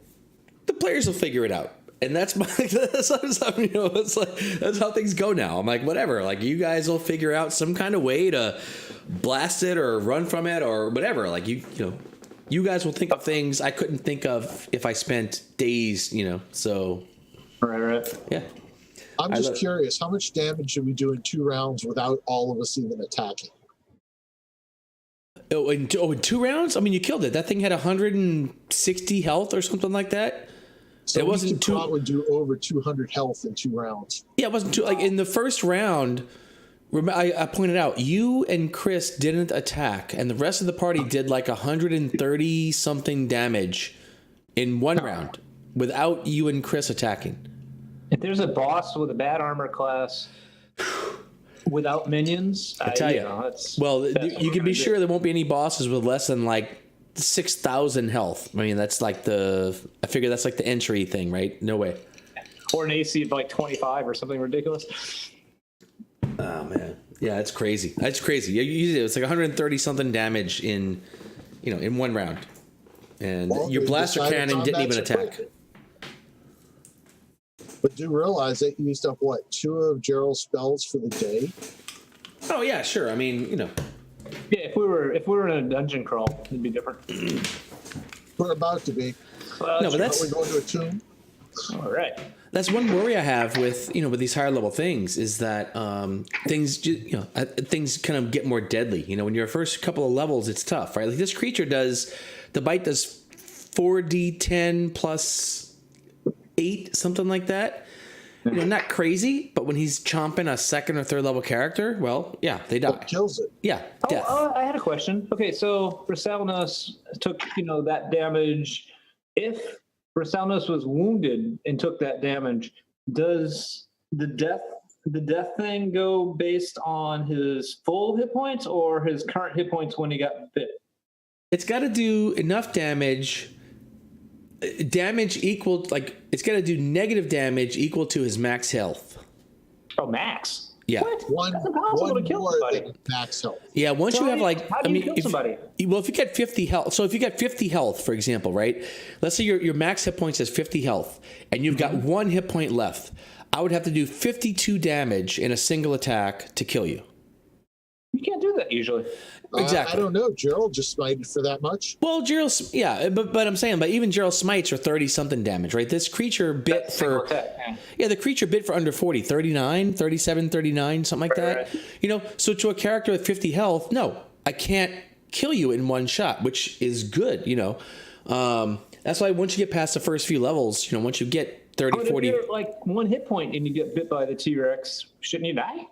So No, gotta you get just, past your max health. it's got to be a One single. past your max. Yeah. D&D is weird. Okay. Yeah. So it's, that's the same. Once you get 40 health, 50 health, it's really hard to die, like outright from a single attack, but remember that, this thing a smarter creature might chomp you, realize you're dead, spit you on the ground, right? Then that landing on the ground is going to be a death save, Oh, okay. And right, because you take falling damage. So whenever you take damage, you do a death save. You fail 3 death saves, and then you're dead, and that's how they die. So dying is not super easy in D&D 5e, from what I can tell. Gerald's got way more experience in this than I do, but it seems like higher level characters, it's hard to kill them outright from damage. But I think that the game moves, far away from just massive damage, right? There are many mechanics in the game that are far more dangerous than just lots of damage. Course, yeah. I think damage is an easy thing that characters do. They, like Rastalos, he took a shitload of damage, he got the 0, and then Rafina's like, okay, you're fine, Long right? distance heal. Yeah. It's crazy. So, yeah, massive death from massive damage. I don't think is going to be very common. I mean, All right. Next time you should have the T-Rexes holding hands when they come up to us. But besides, I screwed that healing up anyway. That spell actually would do that much healing to 6 characters. I was wondering about that because usually that area heal of yours, or that range heal of yours, like heals the whole party. I'd probably run away. Yeah, I just didn't pick it. Yeah. I was so focused on saving him that I didn't pick everybody else. All right. All right, great. Well, here we are. Those of you who have the audio turned up know that we have been sitting here chit-chatting for a while now, and we're back. The party is closing in on Omu. They just recently took out a dead T-Rex. And, okay, fine. I should actually give you guys some experience. Whatever. Woo! Not bad. Party. I'm only worried about it breaking my locks. It ain't going to break any of us. Yeah, probably not a single. Nowhere near. thing. Yeah. We need 23,000 for the next level, dude. What? We're at 15,667. So this is actually, that encounter was actually worth 3,900 XP, but it's divided by 7. So, I want to be 6th level for a while, darn it. there we go. 60. You guys have 16,000 experience points each. That is a life that most people do not live. We still would need, 7,000 more experience to break the level. Yeah. Which is probably less than Waxanari needs to break her next level. Yeah, definitely. All right, you guys continue south. A couple more days go by, a couple more typical things. You guys actually find the next day, which is, let's see, well, you'll end up on 5 here. 5.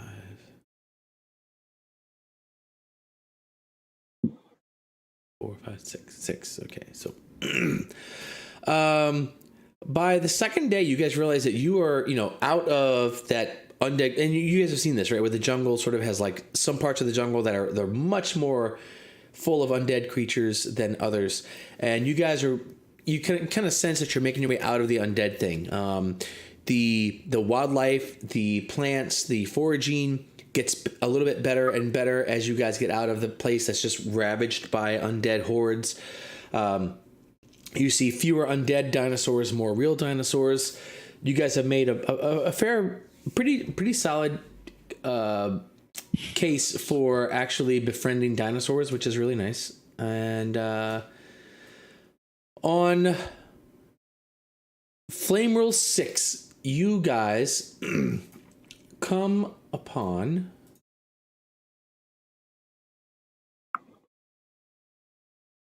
The correct text.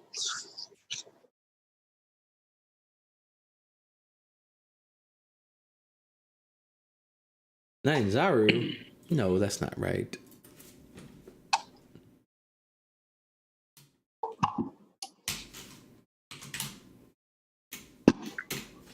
You are here. We're heading to that mountain, yo. Oh, we should be at Omo. We just need to find it in the hex. That's right. Or maybe not. Yeah, so that is the thing. You guys get there on 6 flame rule, and you search around, you search around, you search around. That whole day goes by, and you do not come across Omu. Azaka mentions that I am sure we are close. We should continue the search tomorrow. So you guys rest. I'm extra guardy tonight. I'm Hey. stealth guardy tonight. Sashira, notice, look, metal straw. No way. So that plastic straw I had earlier, I just threw in the trash. Oh, And that's now I great. use To a metal replace straw. it with a metal straw. That's, Yeah, is that perfect? Just throwing them in the trash? Is that? Yeah. good. That's good. Gotta start somewhere, right? So the question on this then is, how big's the hex? 20 miles? 10. 10 miles. All right. So you guys continue on, and you travel and you travel and you travel and you travel, and you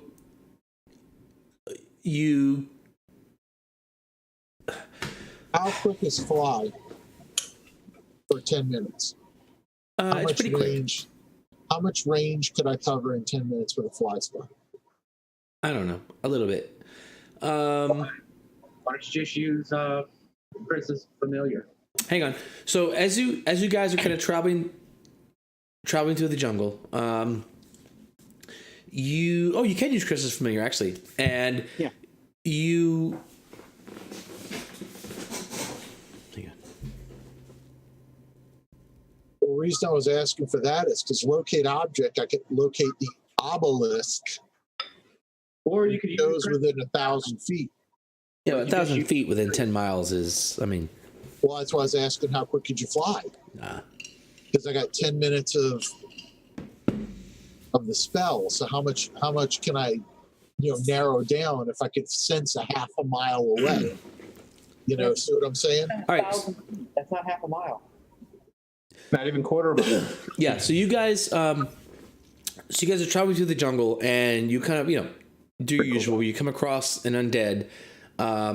You come across a couple more undead, and you come across yet another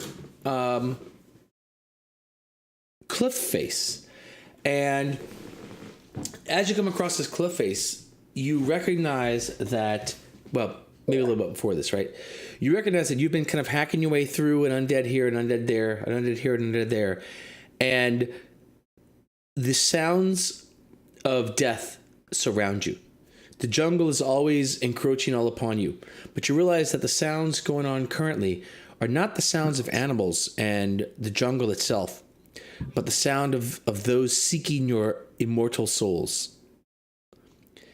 They press upon you from all sides. To one side of yours is an opening in the jungle. Peering across that, you actually see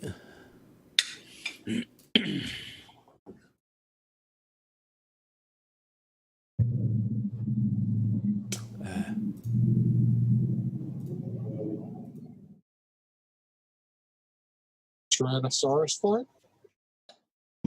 no. All right. So as you come through the clearing, you're kind of making your way through these undead, and the jungle sort of parts to reveal a dead city enclosed by sheer cliffs. Ruined buildings and stone boulevards rise like ghosts from the floor of the misty basin. Colorful birds glide overhead in the area around the city. Where you are, there are no birds. Far across the basin, a waterfall pours in, creating a swollen river that floods much of the city before draining into a deep rift filled with molten lava. This is okay. Fine. To your east is the lava. There's a ruined palace that lies a few hundred feet from the edge of the steaming abyss. we see an obelisk anywhere here? You do not, but what you do see, hang on, let me see.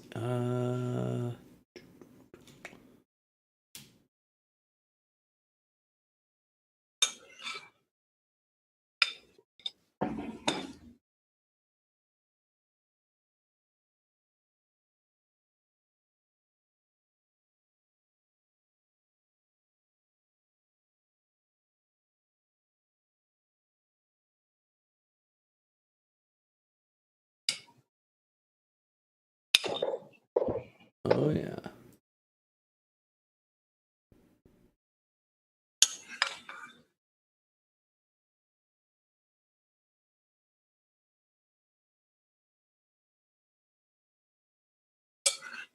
Sorry, I know I should have had this done beforehand, but I didn't.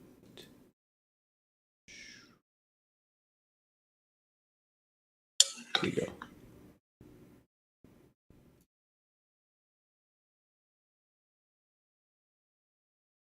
All right, where is my "you are here" pin?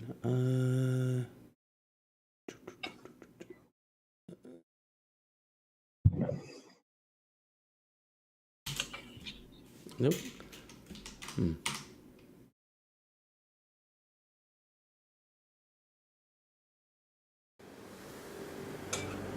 Damn it, I can never remember how to do the...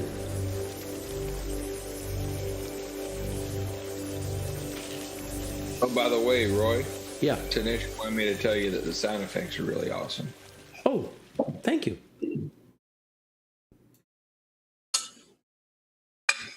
Have we all rested so we're now at full health? Yeah, sure.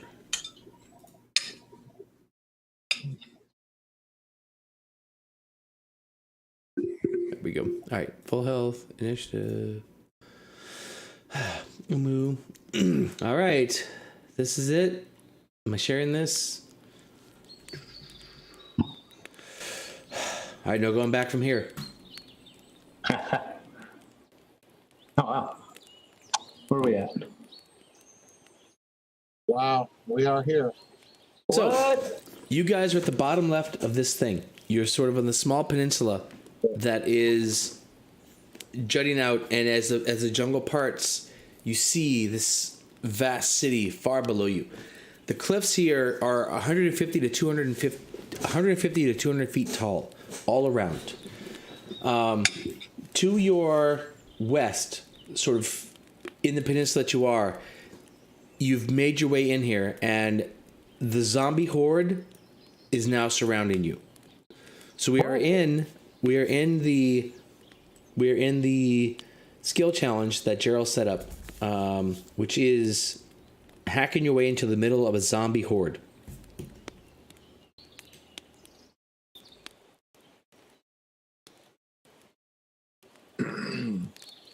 The zombie horde is down in the city, I imagine? Is that what you said? No. So the zombie horde. I'm sorry. Let me. So to your left, to the west, is the direction you've come from. Okay. You are basically at the cliff face. Which cliff face? 1, 2, 3, 4, 5, 6. All right. You guys actually ended up at the cliff face here, so I guess you would also see. Well, whatever. This is easier. Blah blah blah blah blah blah blah blah blah. This is dumb. All right. So basically, you guys are at the cliff face here of this peninsula. You can see below you again this whole ruined city, all below you. The zombies press in from the west side, basically looking to eat you before you can jump off the cliff to your death 200 feet below you. When you say zombie horde, you mean Can we go around them? like are there zombie dinosaurs in that horde? There are not zombie dinosaurs.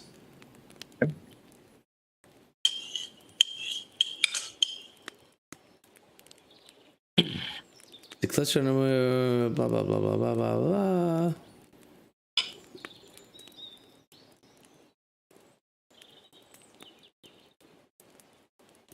All right.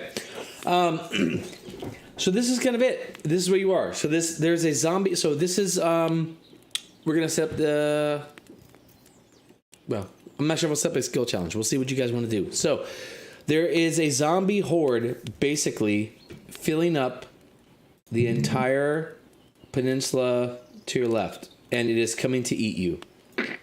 Eat, eat, eat. Your options are anything you want to do.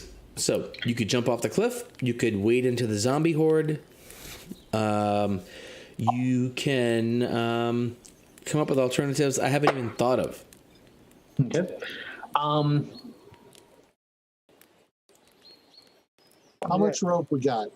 Yeah, really. We got an No, immovable I'm serious. rope and a fly. That's what I was thinking. Fly with the rope and just swing out. We'll just keep tying the rope and going down. And the zombies are going to follow and fall off the cliff to their death. Who has passive perception above a 14 or higher? Oh, God. I do. Yeah, mine is 14. Okay. Well, okay. Those of you with perception of 14 or higher will notice as you're sitting here that below you and kind of all around, as far as you can see, now that you know what to look for, there are these vine-draped gargoyles, and they're perched upon the cliff top, all around the edge, as far as you can see. This gargoyle has the face of a devil, with his mouth agape in a silent scream. Wonderful. Have you seen my desktop, my Fantasy Grounds desktop? Yeah, sadly. Imagine that as the head of a gargoyle. And they are lined more than you can count, now that you know the spot, all around the rim of this place.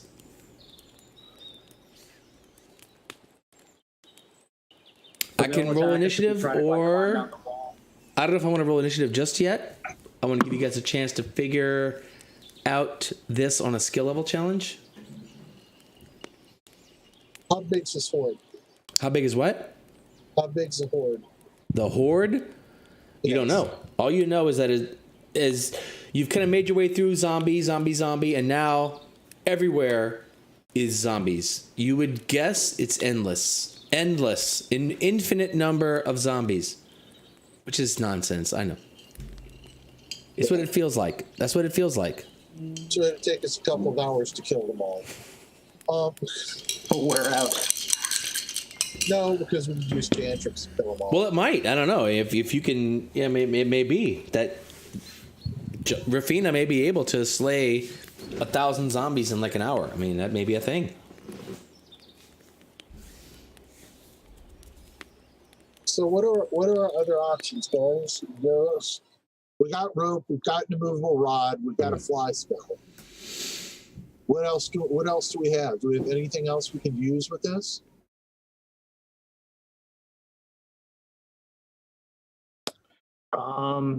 Guess we could paint a tunnel.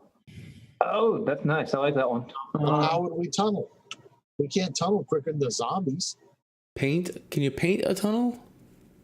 I guess you could paint a hole, but I mean, how deep could you paint it?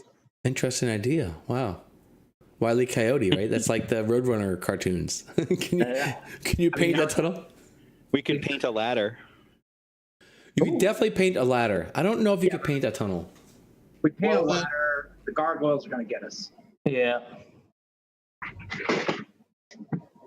And I don't know if devil-faced gargoyles are a good thing to fight while we're scaling up. Okay. Look at the pigments. Can you paint living things or only dead things? Can't paint living things. Paint objects. Yeah, I think you basically get to create an object. Can we paint a glider? Yeah, absolutely. But That would, still, that would hold the whole Would- park. Wouldn't that be the same we're going to fight gargoyles thing, though? We're going to fight something no matter what it looks like. So how None are of we gonna us, stop none of us that? know anything about gliders. So you'd never be able to create a glider in your head that could be guaranteed to work. We'd probably just plummet to our deaths. We could paint a wall. Yeah, you could paint Come a wall. on, ATOR had a glider. How does a wall get us out of the situation? It spells doesn't, do y'all but you have? can do it. What spells do y'all have? I have nothing that will help in this situation. All right. Grass, what spells do you have? I got fireball. All right. Great. Let me talk a minute about skill challenges. And this is actually a skill challenge that Gerald created in the stream, the Discord stream. I remember So,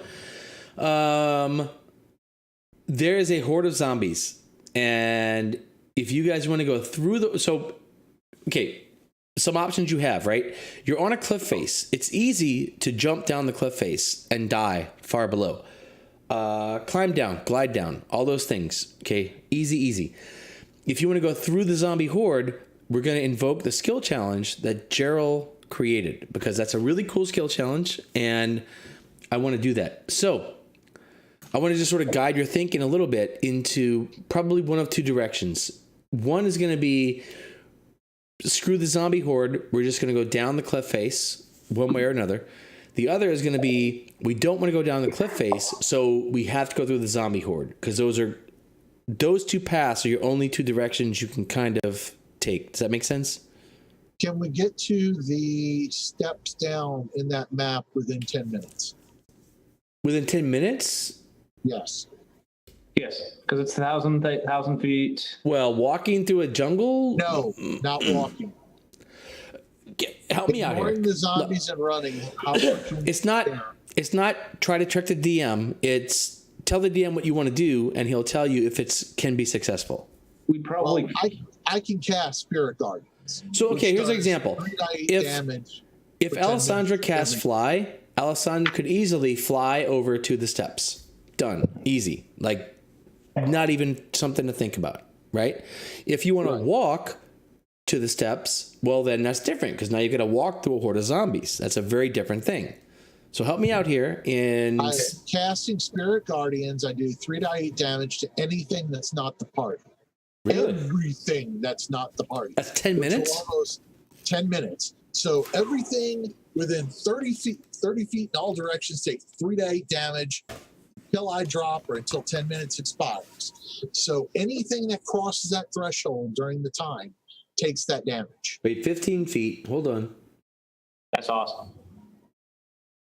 So I'm questioning that if I cast that and act as the buffer for the party, can we just go straight through the zombies to the steps? Put them behind me toward the cliffs and just basically act as the buffers where the zombies can't touch us, moving at full speed as a group.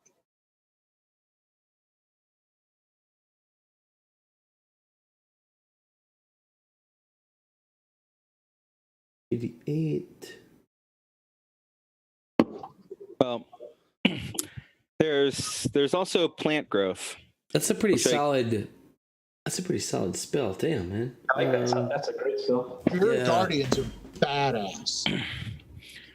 We can also use plant growth to slow down the zombies. Yeah, that's actually really good as well. Well, if you did plant growth, we could just use a vine to go down. We'd have 10 minutes. That's not to go how that down. spell works. Yeah. Okay. So, so here's how skill challenges work: is that any character can come up with a way to go through there. So, zombies have more hit points than your spell can do in a damage round on average. But if you want to use that spell as a way, like Gerald mentioned, I think this is a fantastic challenge. So we'll make a quadrant system. You guys tell me a direction you want to go and how you intend to go in that direction. And then we will plot how far in that direction you get to go.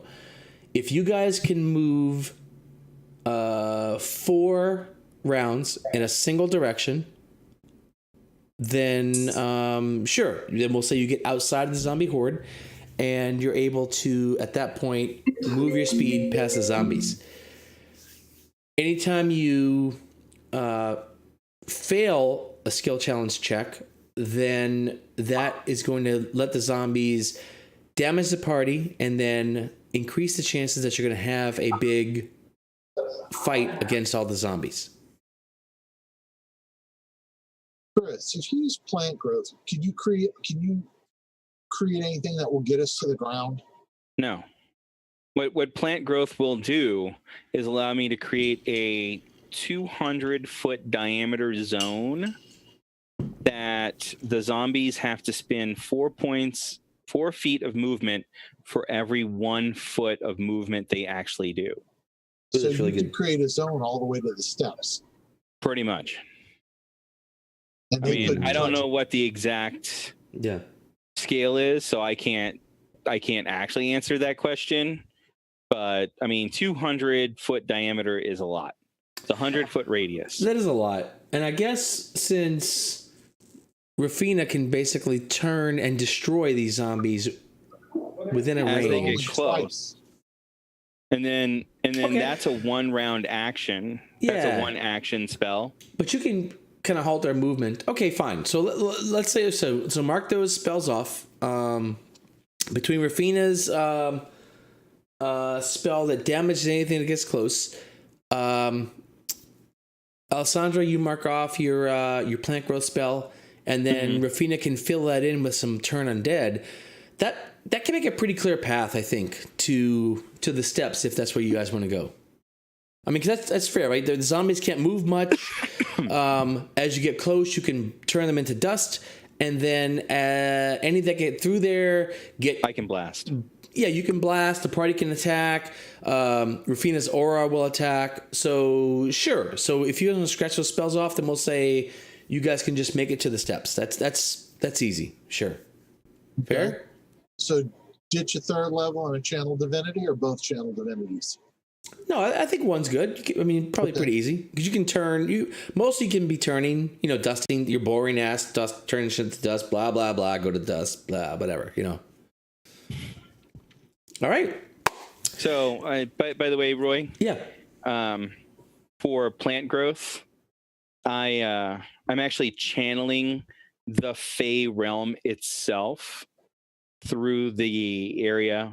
So all kinds of weird Fey plants start growing in the area and actually grabbing at the zombies. Very interesting. Very interesting. I like that a lot. All right, that's worth inspiration. Alessandra, take inspiration for a very, very cool version of plant growth. I love it. This is the stuff that good scenes are made of. All right, so let's say that you guys get to. Holy shit. Nope, I don't want to do that. I don't want to do that either. Oh, yeah, no You gargoyles. guys are on the stairs. So there is this gigantic stairway. It's not drawn to scale on the map, but the stairway is probably 50 feet wide, and it wends down. It's not a winding stairway, but it's not a straight down stairway as well. But it sort of wends its way down a couple hundred feet that get you down to the floor of this entire place. Where the hell are we going? That's the biggest problem. Hang on.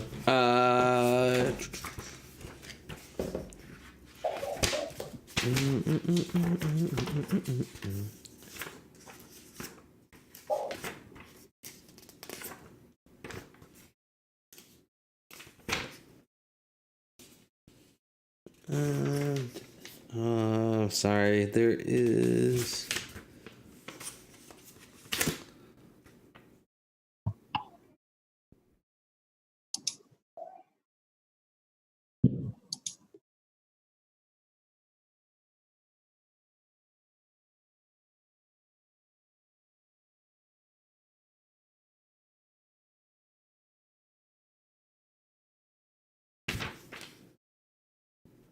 Where is? Damn it! I'm sorry. There's a thing I want to give you guys, and This Omu was a huge city, apparently. You're right.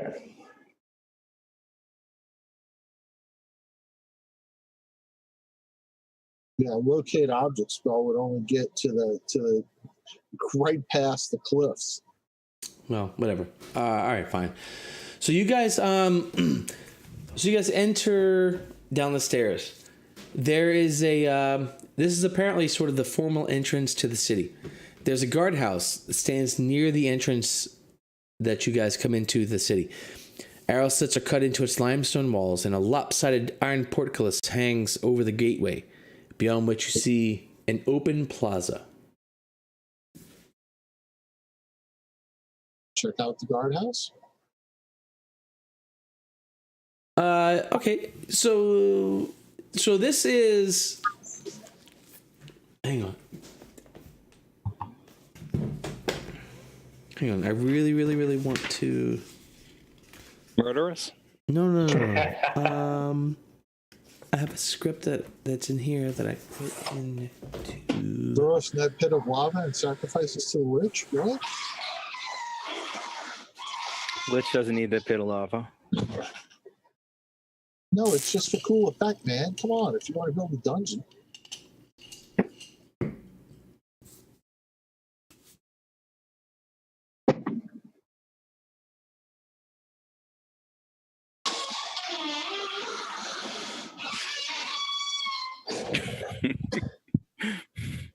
Just cracking me up.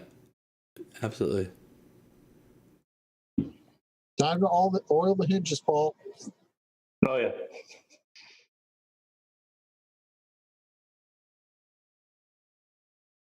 There's craziness in my neighborhood. I had to check out the door.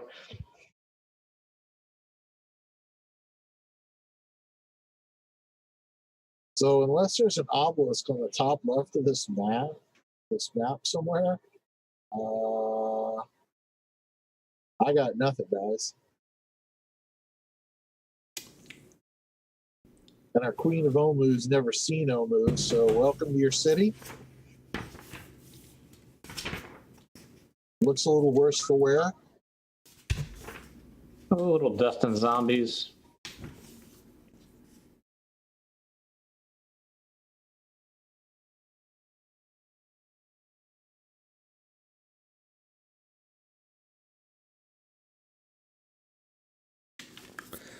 All right. So as you guys kind of hit the top of the stairs, who is in the front? Who's the leader of the marching order?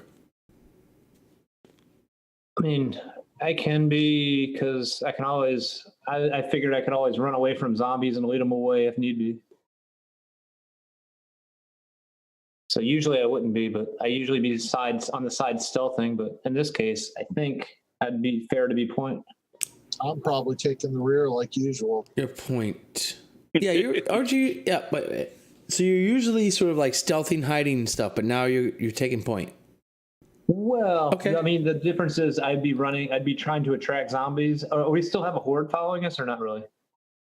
No, at this point you got. I mean, Oh, yeah. okay. And then in that case, I'm just stealthing inside, and when I can. Standard marching order is Standing marching GP order, to the front. GP to the front. All right, GP, you're the front. Oh, wait, what? No. Yeah. Wait, I wasn't first. Yep. Rafina pushed you into the front. That's what was our standard marching order. You were always in front. Well, yeah, but this is kind of your show here, Rapina. I don't even Okay. know. Then I guess I'm going forward. I guess I'm in the front. All right, Rafina. As you sort of get to the top of these stairs and you look out upon the city, you see you sort of pause and you feel a hand on your shoulder, and the princess Marxanari has her hand on your shoulder, and the two of you sort of take in this scene, and it is a scene of this glorious city, gold everywhere, buildings cased in gold, shining, glorious city. People all about, worshiping, enjoying, chanting, multiple gods that bring them happiness. And at the edge of your vision, you notice movement and you look and you see an event, a being that is basically bringing destruction upon the city from the north down to the south. Everywhere this being, this event moves, the gold crumbles, it corrodes, the people around it die, and this being, this event, moves through the entire city. You see the gods rise up against it. You see the gods fall to it as this being, this event, continues to move through the city. You know that this being, this event, is a Serarak, and he is taking the city of Omu as you watch from the top of the stairs. The gold, the shining, the celebration transforms into corrosion, dullness, mourning before your eyes as a wave moving through the city. Eventually the wave reaches you, and you realize in that point that your shoulder is throbbing, is in pain, and you kind of get back to where you are, and you look, and the Princess Moaxanari sees this. Her eyes are full of tears. They streak down her face. Her hand holding your shoulder, her fingernails have clawed into your shoulder, creating half moons for each of her fingernails as they dig into your flesh. And she regains where she is, and she looks at you, and you share a brief moment, and I'm sorry. I witnessed. She actually sits down. She actually sits down, and she's like, "This was the destruction of my city. This was the destruction of my home. I saw it. Did you all see it?" And she looks to Grey Petal. She looks to Rastalnos. Did you see it? Did we? No. Okay. I saw it. So see what? We watched Omu destroyed by Azra. No, I think Roy just said we didn't see it. No, you all didn't. Rafina, yes. Rafina saw it. Did. The princess saw it.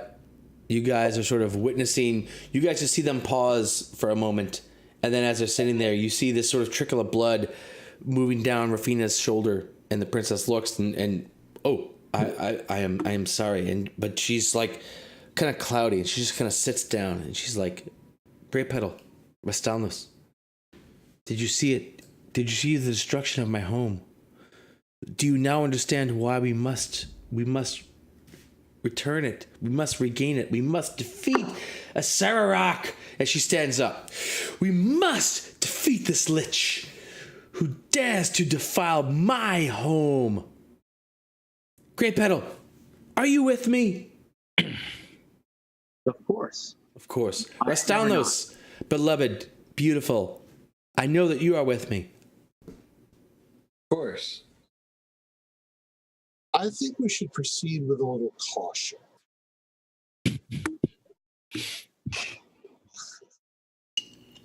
I'm stealthing. Nobody sees me. Sashira, are you? Sashira.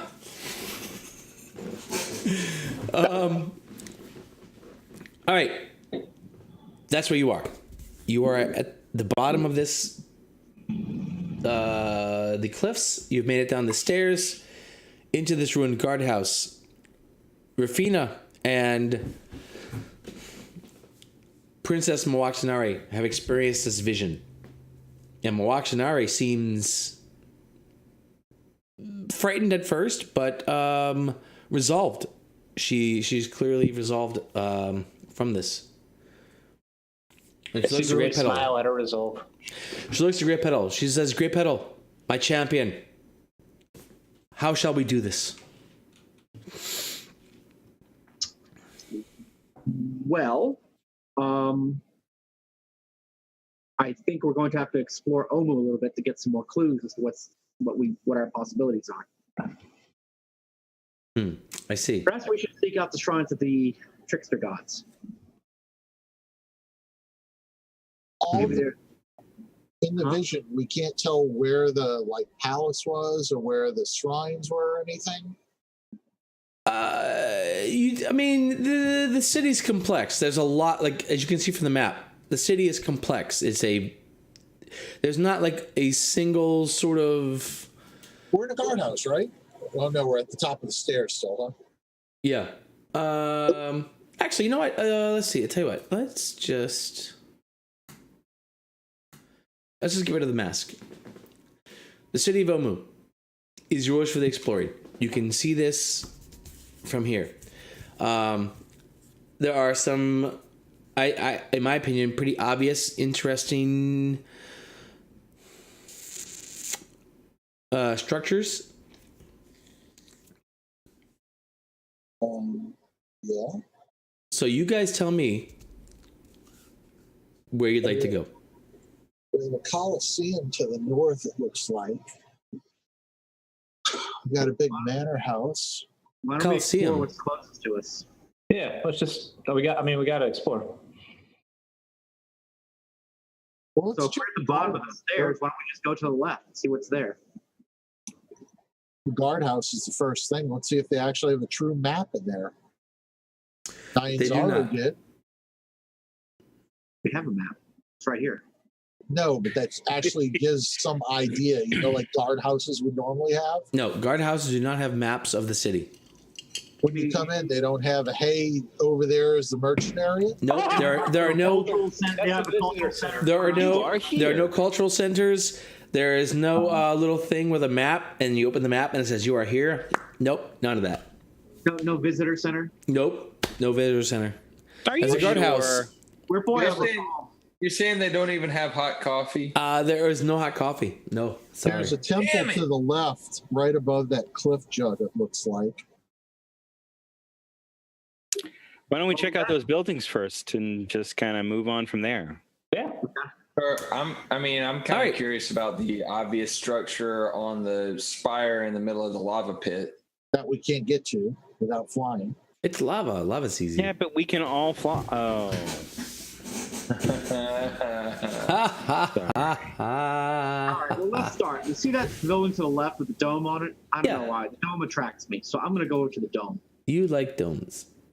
I Is do like. Is that the one to the left of the main thoroughfare? I'm looking at the stairs that leads, the main thoroughfare, and then there's a building right to the left. To the right, I'm gonna huh? start To the left. Okay, that's it. The big open building? I don't know if it's open or not.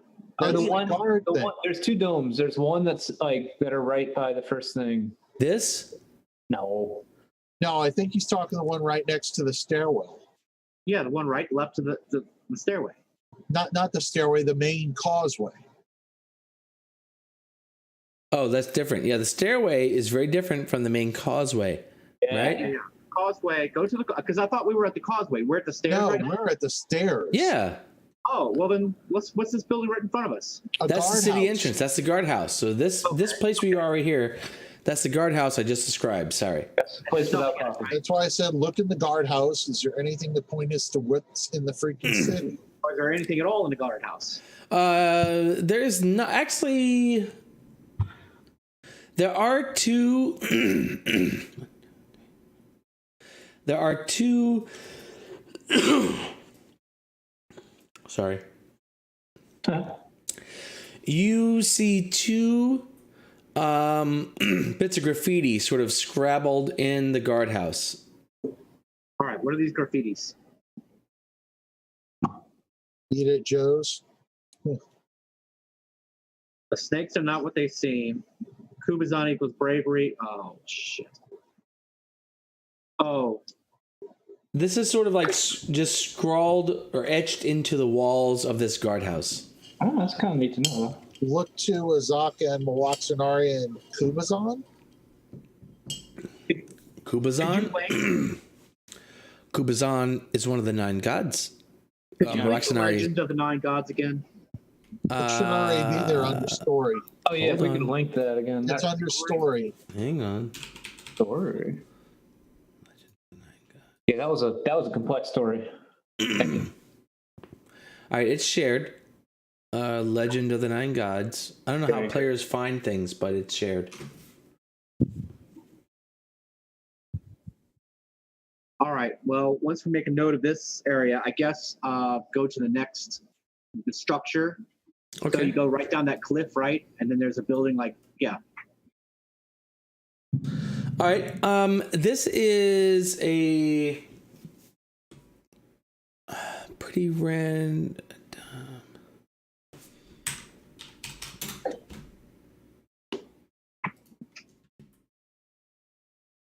Keep an eye out for snakes. Why did it have to be snakes?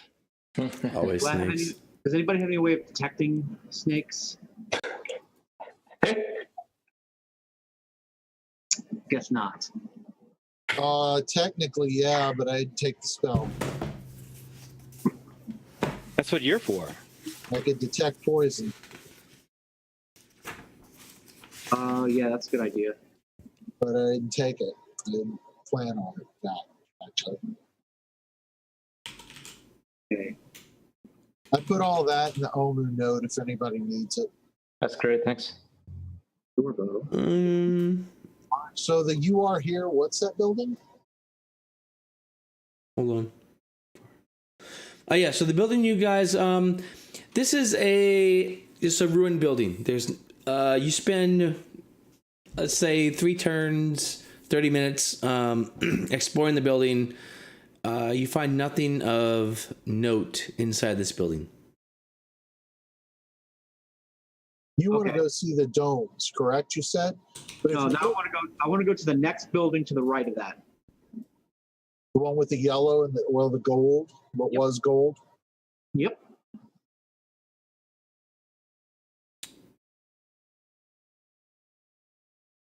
Because I have a feeling we're going to go to the temple. If you look to the side of the blocked-in area, to the left, you see the temple in that like divot of the land. Yeah, we'll make our way there. Yeah. This building also has nothing of interest. I mean, this is interesting architecture, right? So this is a fantastically sculpted city. Once upon a time, was surely a glorious place. But centuries have not been kind to it. And in this building, you find nothing of interest or value. All right, the brave Kamadan must be Kubazan. It tells you. It tells you the name. Kubazan was brave. Fashioned. Okay, so Kamadan. All right, so it's in there. No, it doesn't. Hold on. So it tells us what the creature is. The creature is a Kamadan, but its name is Kubazan. Yeah, which it is. Kubazan. Bravery. And Shambigi or whoever it is another creature name in here. No. The Legend of the Nine Gods gives us the creature type, and these And the name. visuals give us the names. Shagambi was the Kamadan. It says Shagambi the Kamadan forgot all about the Omuans and chased Nang Nang the Grung forever across the sky. Right. Hmm.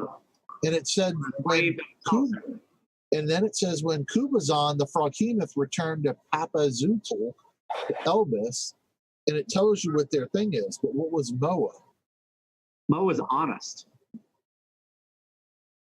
Moa. Yeah, he was honest. So the honesty. Yeah. Cooley was too honest. Yeah.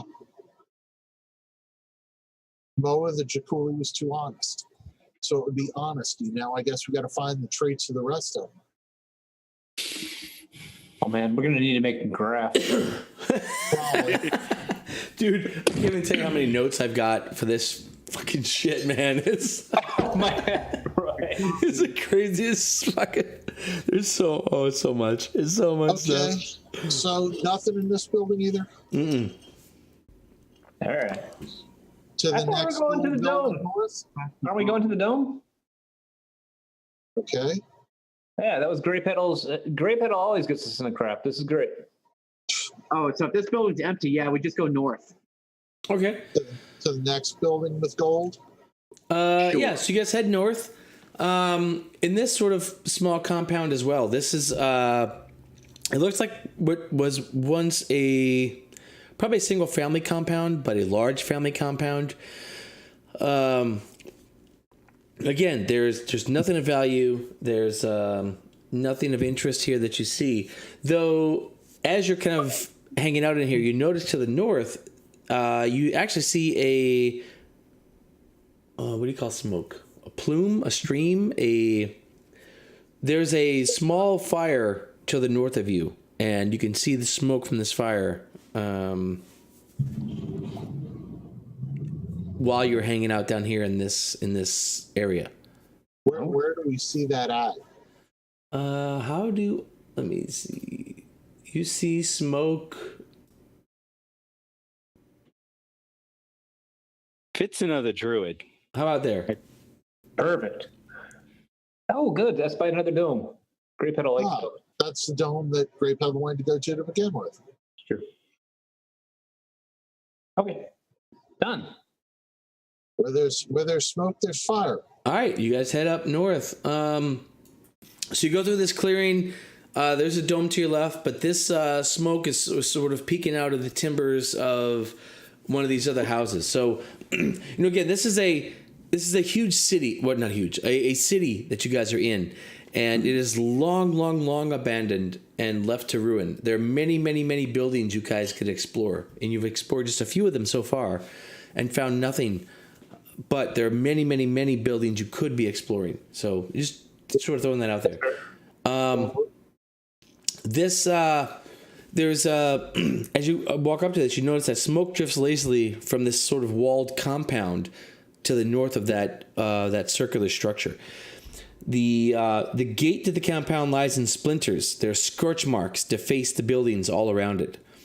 Near the center of the compound is a plaza littered with charred human corpses.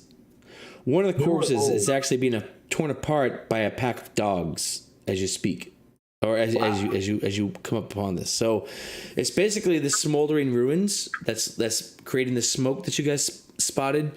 There's a pack of dogs in the ruins tearing apart something of interest as you approach. The dogs have clearly not noticed you yet. How many? You want me How to many talk to them? dogs? Yeah. Half a dozen or so. Yeah, if we could talk to them and get information. All right, I will cast Speak with Animals then.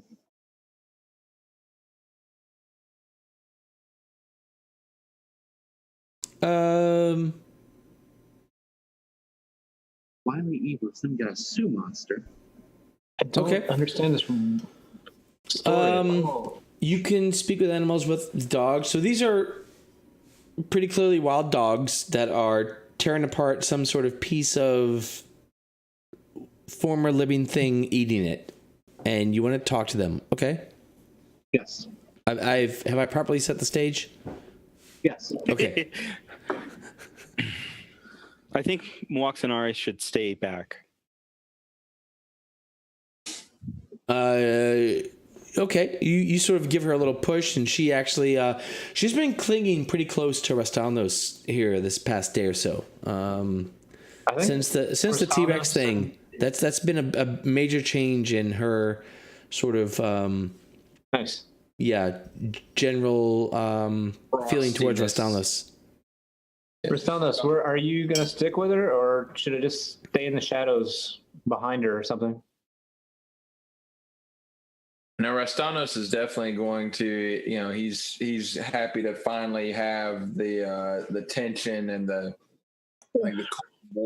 Cold War ended, and he's definitely trying to make her feel safe and protected as much as he can. Okay, so side by side, I'm gonna just stealth kind of near Grey Petal. Of course, the dogs are gonna smell me. All right, Grey Petal, these dogs are angry and eating whatever it is they're eating. You are speaking with them. Yes. I say,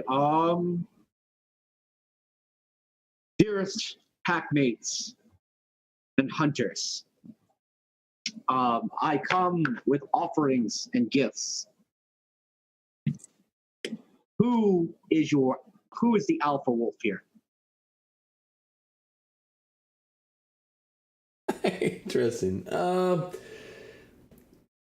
you know, like about you guys don't make anything easy, right? Because talking to a pack of rabid dogs eating a thing should be just a non-starter. But Gerald frames this in a way that demands attention. Like he is like, okay, fine. How many dogs were there? I'm sorry. Half a dozen, 6. Oh, 6? 6. Yeah. Do they look okay? So are they just hungry, or do they look like diseased? No, they seem like probably a hunting pack that's landed upon this place. A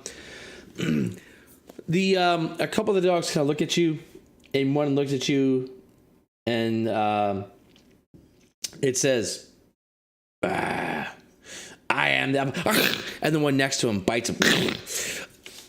Shut your face. I am the alpha. You know this. And the other dog looks at like, hey. He goes back to eating the corpse that was eating. And the dog that bit it looks at you and says, what gifts could you bring an alpha that he would care what a cat person has to say?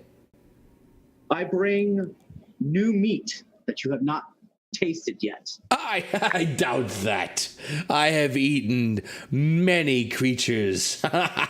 He licks his lips and his whole face is covered in blood from this corpse it's been eating, and it just licks its bloody lips. But doubt you have that. not consumed the children of the air, and I put forth 10 pounds of terrafolk meat for it.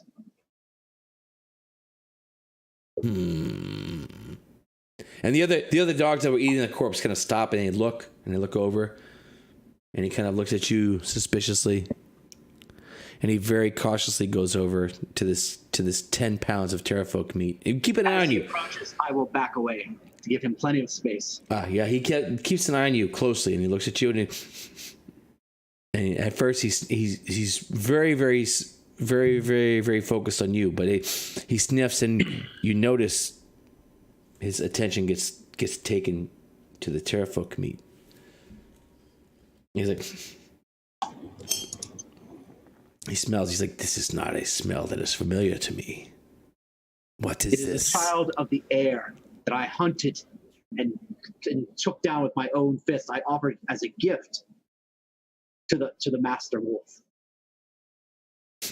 He sniffs over, and the other hounds that are around this thing kind of come over sniffing, and he snaps up. This is mine. Step off. And he goes, It's let the others eat the rotting corpse. You will eat the children of the air. yes, though I should share with my pack. But first, yes, you are. I have not tasted this meat. I must admit you are correct. Very well. What would you ask of me? What can I do for you? And he looks at the pack. He says, "This is good. You must try this." And the pack kind of quickly darts over, and five of these hounds sort of tear into these pounds of terrafolk meat, and they sort of pause and look at him, and he looks at them, and sort of like pushes his shoulders forward. And you've clearly created even more of a bit of dominance for this dog, this hound, this wolf. He looks at you, and he sits actually and looks at you, and he says, "This is indeed a good meal. You have done me a good favor. How can I repay you?" Well, tell me, Master of the Hunt, where do you range in the city? How far do you hunt? We hunt far and wide in this jungle. The city is normally not good for prey. We normally stay to the jungle, but there has been new meat, human meat, recently So we came here to chase it, and we found it, apparently. And he sort of looks over his shoulder, and you see the smoldering ruins. Well, you guys have pretty good perception. So as he's sort of looking over this, you guys actually hear this this sort of knocking sound from one of the piles of rubble kind of near you. It's like knock. Knock. And he says, well, perhaps they have not all expired. However, humans make good eating, as it turns out. So Tell to me, Tabaxi. oh, Master Hunter, were these weak creatures that you I should not say weak creatures, was this prey that you hunted, were they from the city or were they from the jungle? I do not know, but I do know that they were not alive when we got here, and we have been feasting upon their remains. Yes, I'm embarrassed to say it. However, One should never be embarrassed about choosing to survive. You speak wisely, cat human. I am inclined to hate you. However, you have forced me to like you to some degree through your stupid machinations. We are both hunters. We are born to kill, you and I. Indeed. But you are right. Sometimes it is best to take the meal that is given to you than to seek a meal that you must still defeat. Indeed. Why risk injury when you can just enjoy the meal? Yes, that's a way better way of saying it than what I said. Yeah, actually, that's really great. So if I were more loquacious, I would certainly have said it that way, but I didn't. So let's just go back in time and pretend that I said it the way you said it, because dogs are clearly more smarter than cats. So of course, Master. I in fact, I think I stole your words. Yes, no, you absolutely stole my words. Yes, no, you're right. You're absolutely right. And that's the way of cats. We often steal the words of our superiors. Yes, that's exactly what I was actually going to say. That those were my exact words. Had you given me but a moment longer, I would have said those same words myself. Oh no, Master, you said those words. I'm merely repeating them. Yes, no, of course I said those words. You were just repeating the same things that I said. So, yes. So, well done, Cat, for repeating my own words. So, there you go. And this wolf dog looks out upon all of you as his pack mates tear into the flesh of these terra folk that Grey Petal has given it. I have only a few questions. What other things do you hunt in the city? In the city? Oh, as I said, we generally avoid the city. This is not a very safe city. There are things that are unsafe. There are places that are unsafe. And don't even get me started. Do not go to that side. And he points to the north of the city. Don't even go near there. Can you tell me about snakes? Snakes? Well, there are snake people, and they're around the city, but I don't know why they're here. They do not hunt. They don't create nests, lairs. They wander around. I can put no sense to it. I don't understand it. But there are these snake people, snake creatures. They are. We don't even hunt them. They're very dangerous. I remember just last week we thought about it and we kind of crept near, but they're very observant. And Bob, I'll miss Bob. Bob is gone. Bob is never gone. Bob is with us, as you just said. However, Master of the Pack, I will accept the gift that you have so graciously given us. Yes. I would love to give you a gift. I will take the surviving meat. for my pack. Thank you, great. As you should have, for you have given my pack so much meat, and you are such a good friend and a good ally.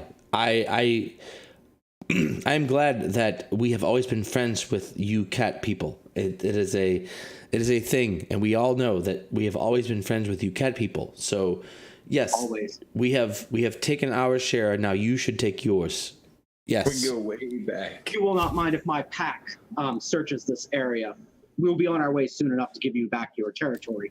Oh no, not at all. Your pack can do as it wills, for we are allies. We are of a singular pack, as it has always been between the dogs and the cat people.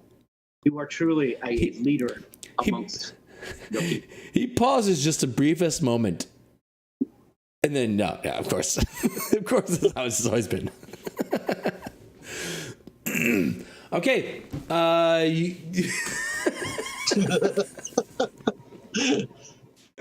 all right. Yes. So sure. All right. Well, okay. So Check out a survivor. yeah, we should go find the survivor. Yeah. So as you guys go a little bit further north, like in that compound, you can see that a glaive has been thrust into the remains of a burned out pyre. Charred snake skulls and blackened inhuman vertebrae are lashed to the spear. On a wall nearby, a symbol has been daubed in ash. It's a snake curled in a spiral, gripping a circle in its jaws. So where Who is the survivor? has the religion skill? I do. Roll me a... I also do. Okay, No, anyone with never a religious skill, roll me an intelligence check. This is going to be pathetic. Hey, I have religion. Oh, jeez. Never mind. Never Wait, mind. Rastalos, we have religion? He Have has to have proficiency in everything. proficiency in everything. Yeah, he's Jack had of all trades. Because he's a bard. Piece of shit. Whoa. I'll roll anyway, just for fun. Religion was my dump stat. What do you want? Intelligence. Go figure. Oh, Damn. 19, I got a 21. What? Not as good as Rastanos. Huh. But I know my religion. All right. This sigil on the wall, this sigil of a snake curled in a spiral, gripping a circle in its jaws.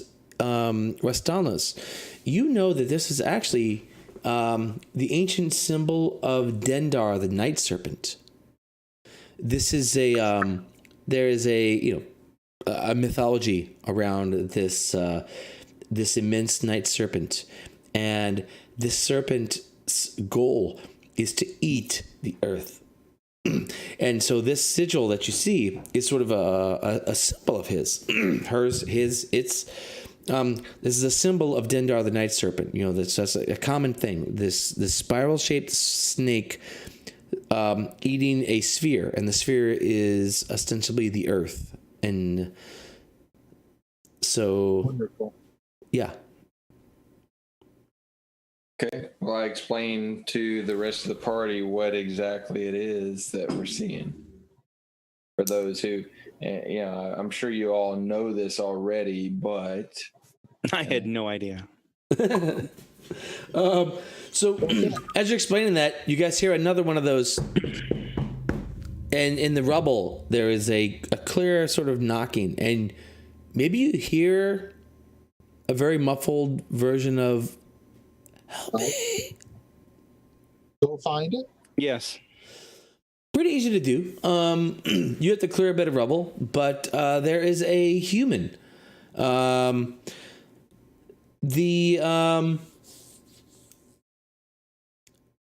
There is a human. He's a dark-skinned, balding human. As you're kind of clearing some of the rubble, a hand sort of reaches up and grabs you, and you hear this muffled voice.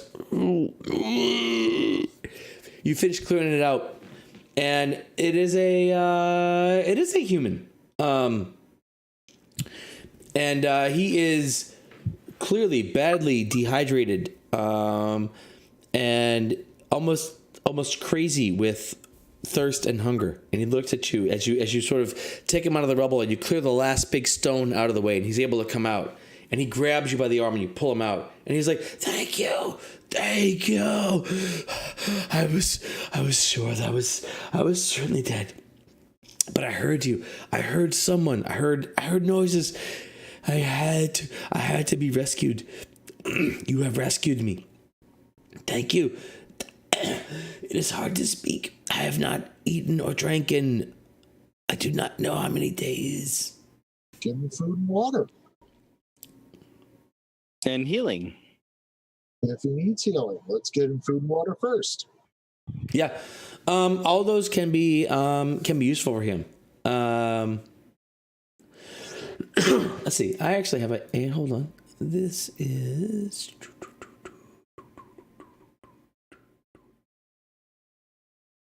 all right, so he drinks and eats, and he says, "Thank you, thank you." As he drinks, he's "Thank you. I am Orvix, and I am greatly in your debt.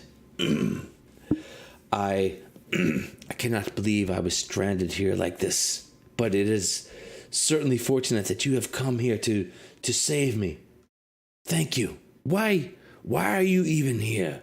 What brings you to the lost city of Omu?" And he takes another long swig of water. And he's eating food. Which brought you to Omu? Me? And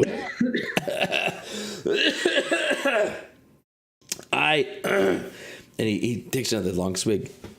Well, I work for the Red Wizards. Oh, great. Well, I mean, look, don't get me wrong.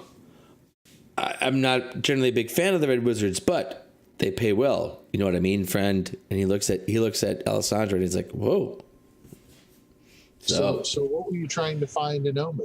I was trying to find this young, sexy lass, actually.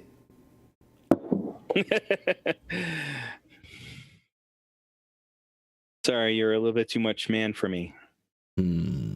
Well, that's what she said. I kid.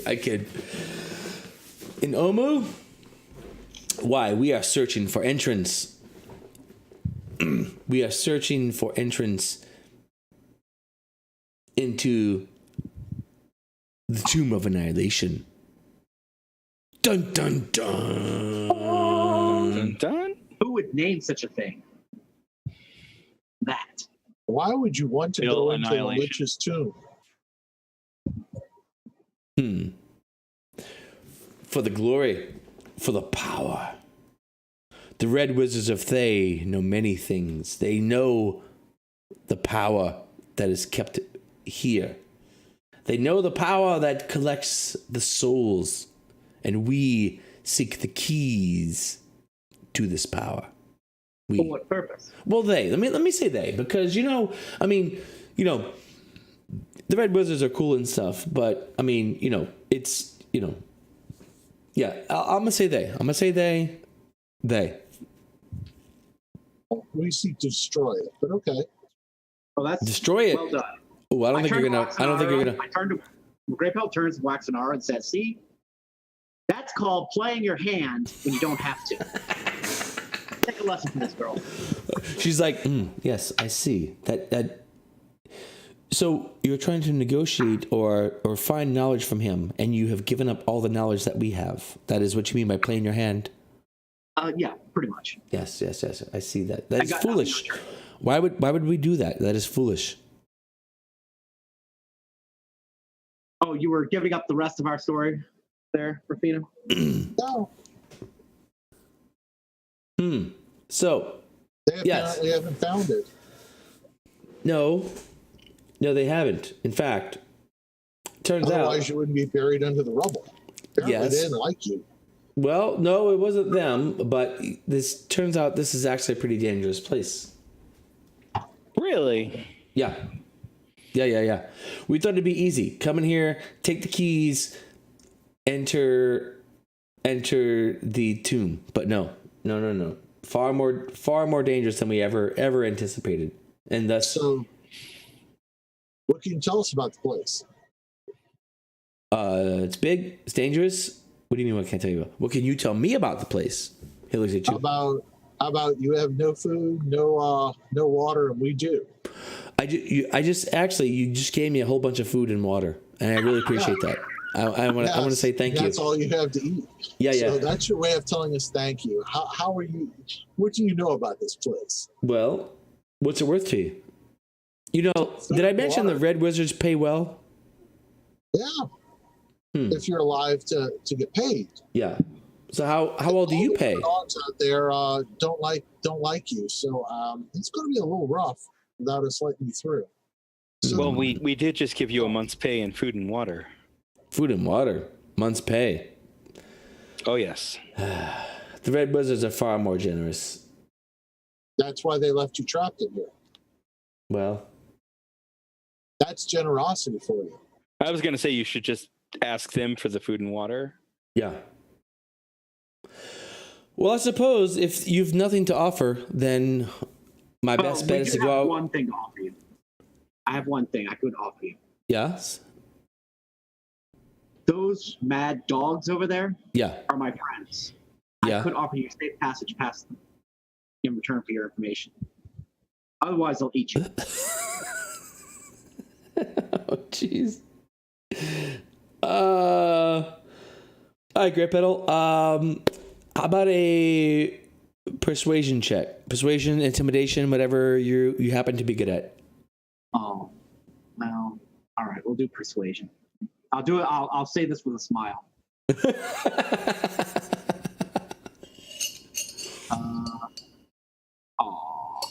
Boo. What I get? 14 is not terrible. He says, that is a convincing argument. Yeah, the Red Wizards wouldn't do the same thing we did. Still, it appears that the only thing you offer me is my own life.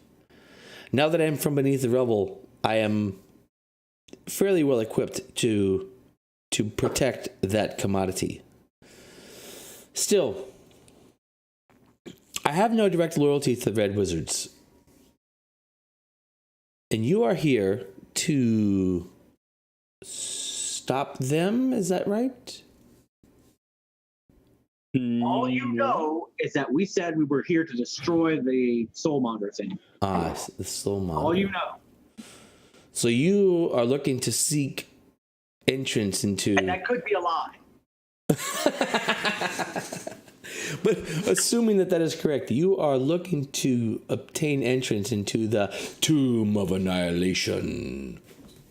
Yes, we wish to face Rasnisi.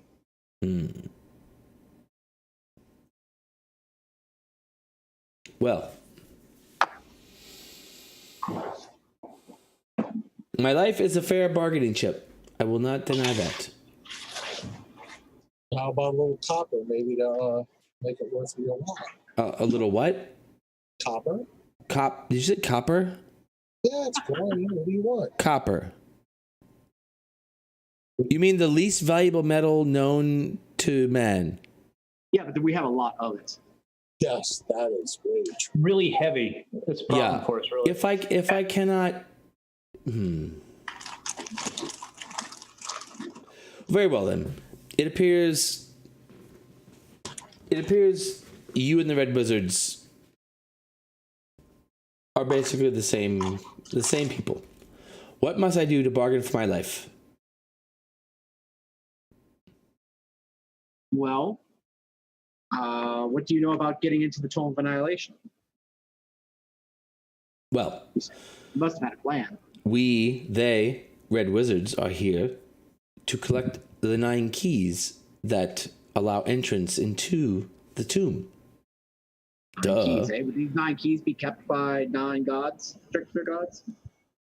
That is fair to say. There are actually 9 shrines, 1 shrine to each of these gods here in the city. We decided to start here to the west, and he points over to the west. We would start there, as that is the closest shrine to the entrance by which we came into this valley. But before we could even launch that attack, we were assaulted. By what? That is a good question. It is a creature of horror. A creature large enough to destroy buildings and bury us under tons of rubble at a whim. It was a creature that we thought we could fight, but it wasn't even in one place. It was all over. It was the thing of nightmares. Several of my companions have died or were lost. And then the building collapsed all around me, and that is the last that I know. You're familiar with the Legend of the Nine Gods? Roughly, yes. I know that this is the city of Omu, and I do know that there were 9 gods. Some call them the trickster gods, and these gods came in and took care of the city when Ubtao decided to abandon things. Because people need gods, right? That's how we do things. Did the Red Wizards ever notice the fact that they keep using the same adjectives? Like 2 of the gods are described as wily, 2 of them are described as brave. Are what they? do you guys make of that? Interesting. I do know that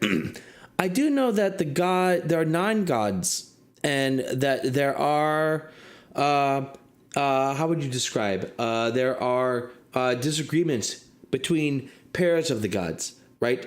And there is one of the gods who the snail god, what's his name? Anka. Yeah, he is generally considered the neutral god, but the others they're often at odds with one another. Do you know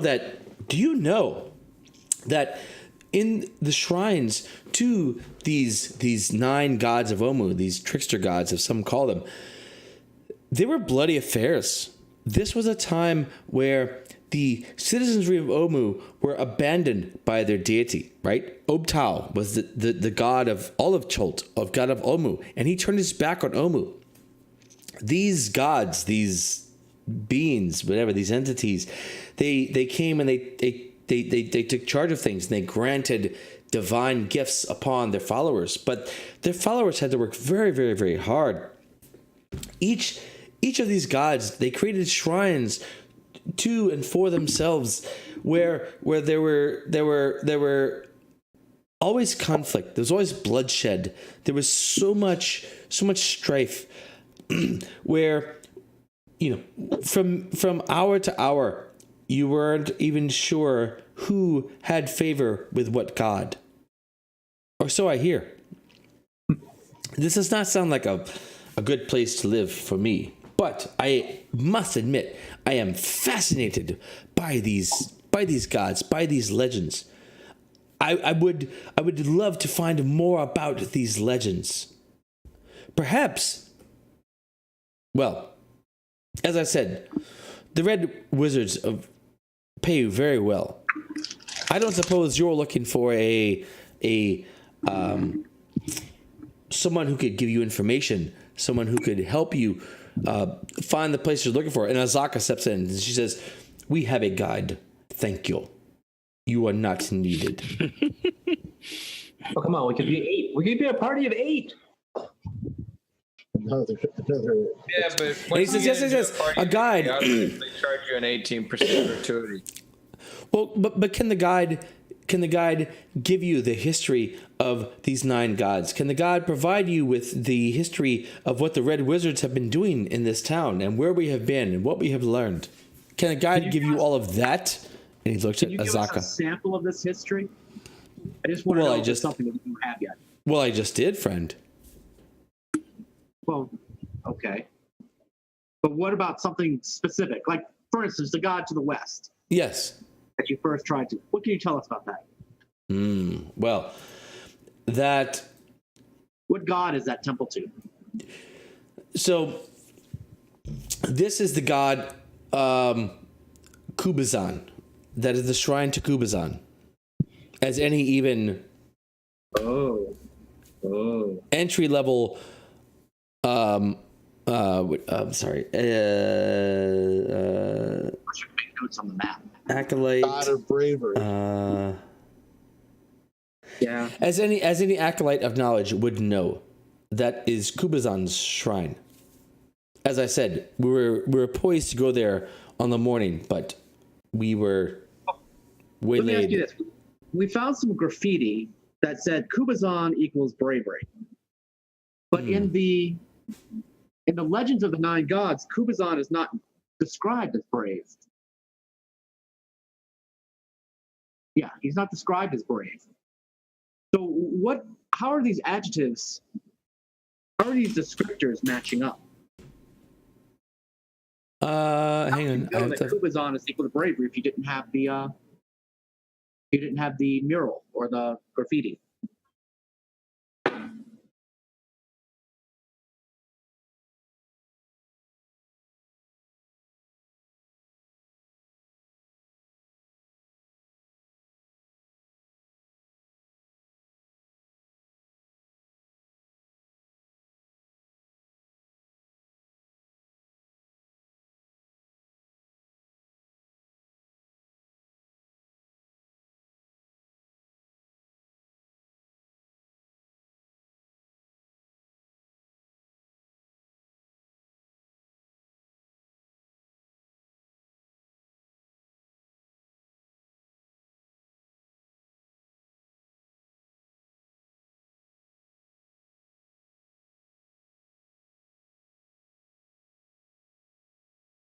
I see. How would you know that Kubazan is the god of bravery? Well, Yes, or at least associated with bravery. I I did not know that Okay. Kubazan is necessarily associated with bravery, but he is. Well, from what we observed before we were waylaid, he is a Froghemoth. He is a creature who once was a small creature who kept to itself and was granted great powers, and so he became the Froghemoth. And All he, How much do you want for your services? how much do I want? I would like all of the gold. You got 43. You have 43 gold. I'll hire you for 43 gold For what length of time? until we're done with Omu, until we get to the entrance of the Tomb of Annihilation. You can explore every single one of the shrines with us. That's got to be worth something. That And is truly worth we will something. be unraveling the mysteries of the Nine Gods, so that might be worth something too. I'm with Azaka on this one. Thus far, I only know the mysteries of this I don't know one anything about the shrine. Nine Gods. I'm with Azaka. We have a guide. Yes. Thank you. Azaka takes a step towards Rastalnos. You do indeed have a guide. This Donald seems to be this getting one all is Exactly. unnecessary. It's like that fantasy of the what is it called? The menage a trois is going to happen after all. All right, but still, this guy knows about the Nine Gods. We should employ him. I got a picture. Hold on, wait. I have a picture. Somewhere in here, I have a picture. How are you planning to get paid from the Wizards of Thay if most of your party got wiped Well, on the first tomb that you all were going to? yes. Well, that is sort of the problem, right? And why we are having this discussion. And like, how are you going to get Omu alive if you're not with us? Is I guess a better question. Well, 10 minutes ago, I was buried under a pile of rubble and dying. You certainly have saved my life, and for that, I do certainly owe you a debt of gratitude. However, a man must make a living. That is true. I knew it. Here we go. Orvex or Gramus? Party, meet Orvex. Hello, Orvix. Hello, Orvex. And on that note, it's past 11. It is. So, next session, we are going to negotiate what it might take for Orvex to help the party as opposed to helping the Red Wizards. And who the fuck are the Red Wizards and why are they here in Omu in the first place? Well, the Red Wizards are assholes. Anybody who's heard the Forgotten Realms knows that. Or And so, they're not here in Omu. Orvex is. Yeah, the Red Wizard that party they sent looks like it's right now scrapped for jackals. Well, It looks like Kubazan is a test of bravery. So you guys stay here, and I'm going to go take care of that. I love it. So Orvex, once employed by the Red Wizards, perhaps still employed by the Red Wizards, perhaps now employed by the party. Who knows? But we are in Omu. We're in Omu, the city of Omu, which It's only taken us, what, a month? several months actually.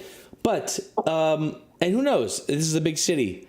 The Oracle of Orlunga, at least, thinks that this is where your quest lies. But here we are in Omu, and we have found a person, an ally, perhaps. We found a person to play send a thing. Yep. I need inspiration for my dog roleplay. What? Yeah, my inspired dog roleplay. I should get inspiration from that. Really? You get inspiration for just casting a spell? Really? Is that like? The dog. Have we lowered the bar so far? Yes, we have. He did a good bit of role playing for that. I'd say half a point. No, there's no halves. All right, fine. Take inspiration for your very well done dog role playing. I was hoping to at least get a couple of nips in, but once again, Yeah, your dog role playing is, I mean, it's not like throwing yourself into the jaws of a Tyrannosaurus Rex zombie or anything, but it was still inspired. Yeah, but anybody can do that. Anybody can get into the mouth. Anybody could have, but nobody else did. I don't think anybody Nobody could had have. the opportunity. No, I All think can that was. say is Ras got deep throated, and the T-Ran had to spit. That's Yeah. all I got to say. That ended up working out. Well, it's really a real T-Rex would have swallowed. well. He tried, except that you fireball. blew. Yeah, except that you blew his entire insides out with your stupid fireball. So. Man. Yeah, I mean, what can I do, right? I got an undead Tyrannosaurus Rex with an army of undead in its belly that it pukes out on everybody, and I'm thinking, hey, I win because I'm eating someone, but that someone ends up blowing up the army inside the Tyrannosaurus Rex. So fine, whatever, blah. Anyway, thanks for tuning in with us late. Sorry we started late, but we had some technical difficulties. We're still in search of a producer. So if you want to sit around for 4 hours, give or take, and do nothing but make sure that our video feed looks good, Someone did. get in touch with me, and we'll arrange a fee structure, which probably will include no pay. So, but in the future, should we become millionaires, we'll absolutely share that. Anyway, we finally made it to Omu. God, thank God we made it to Omu. We'll see where we go next week. We'll see what this hireling of the Red Wizards turns into next week, and hopefully the princess will survive at least 3 more sessions. I need the princess to survive at least 3 more sessions. I guess we'll see. Until then, nerd. Oh, Out. You're supposed to be excited. Nerd out. Out. Right. Why Wait, how should do we be excited for the game ending? I? Oh, Yeah. that's true.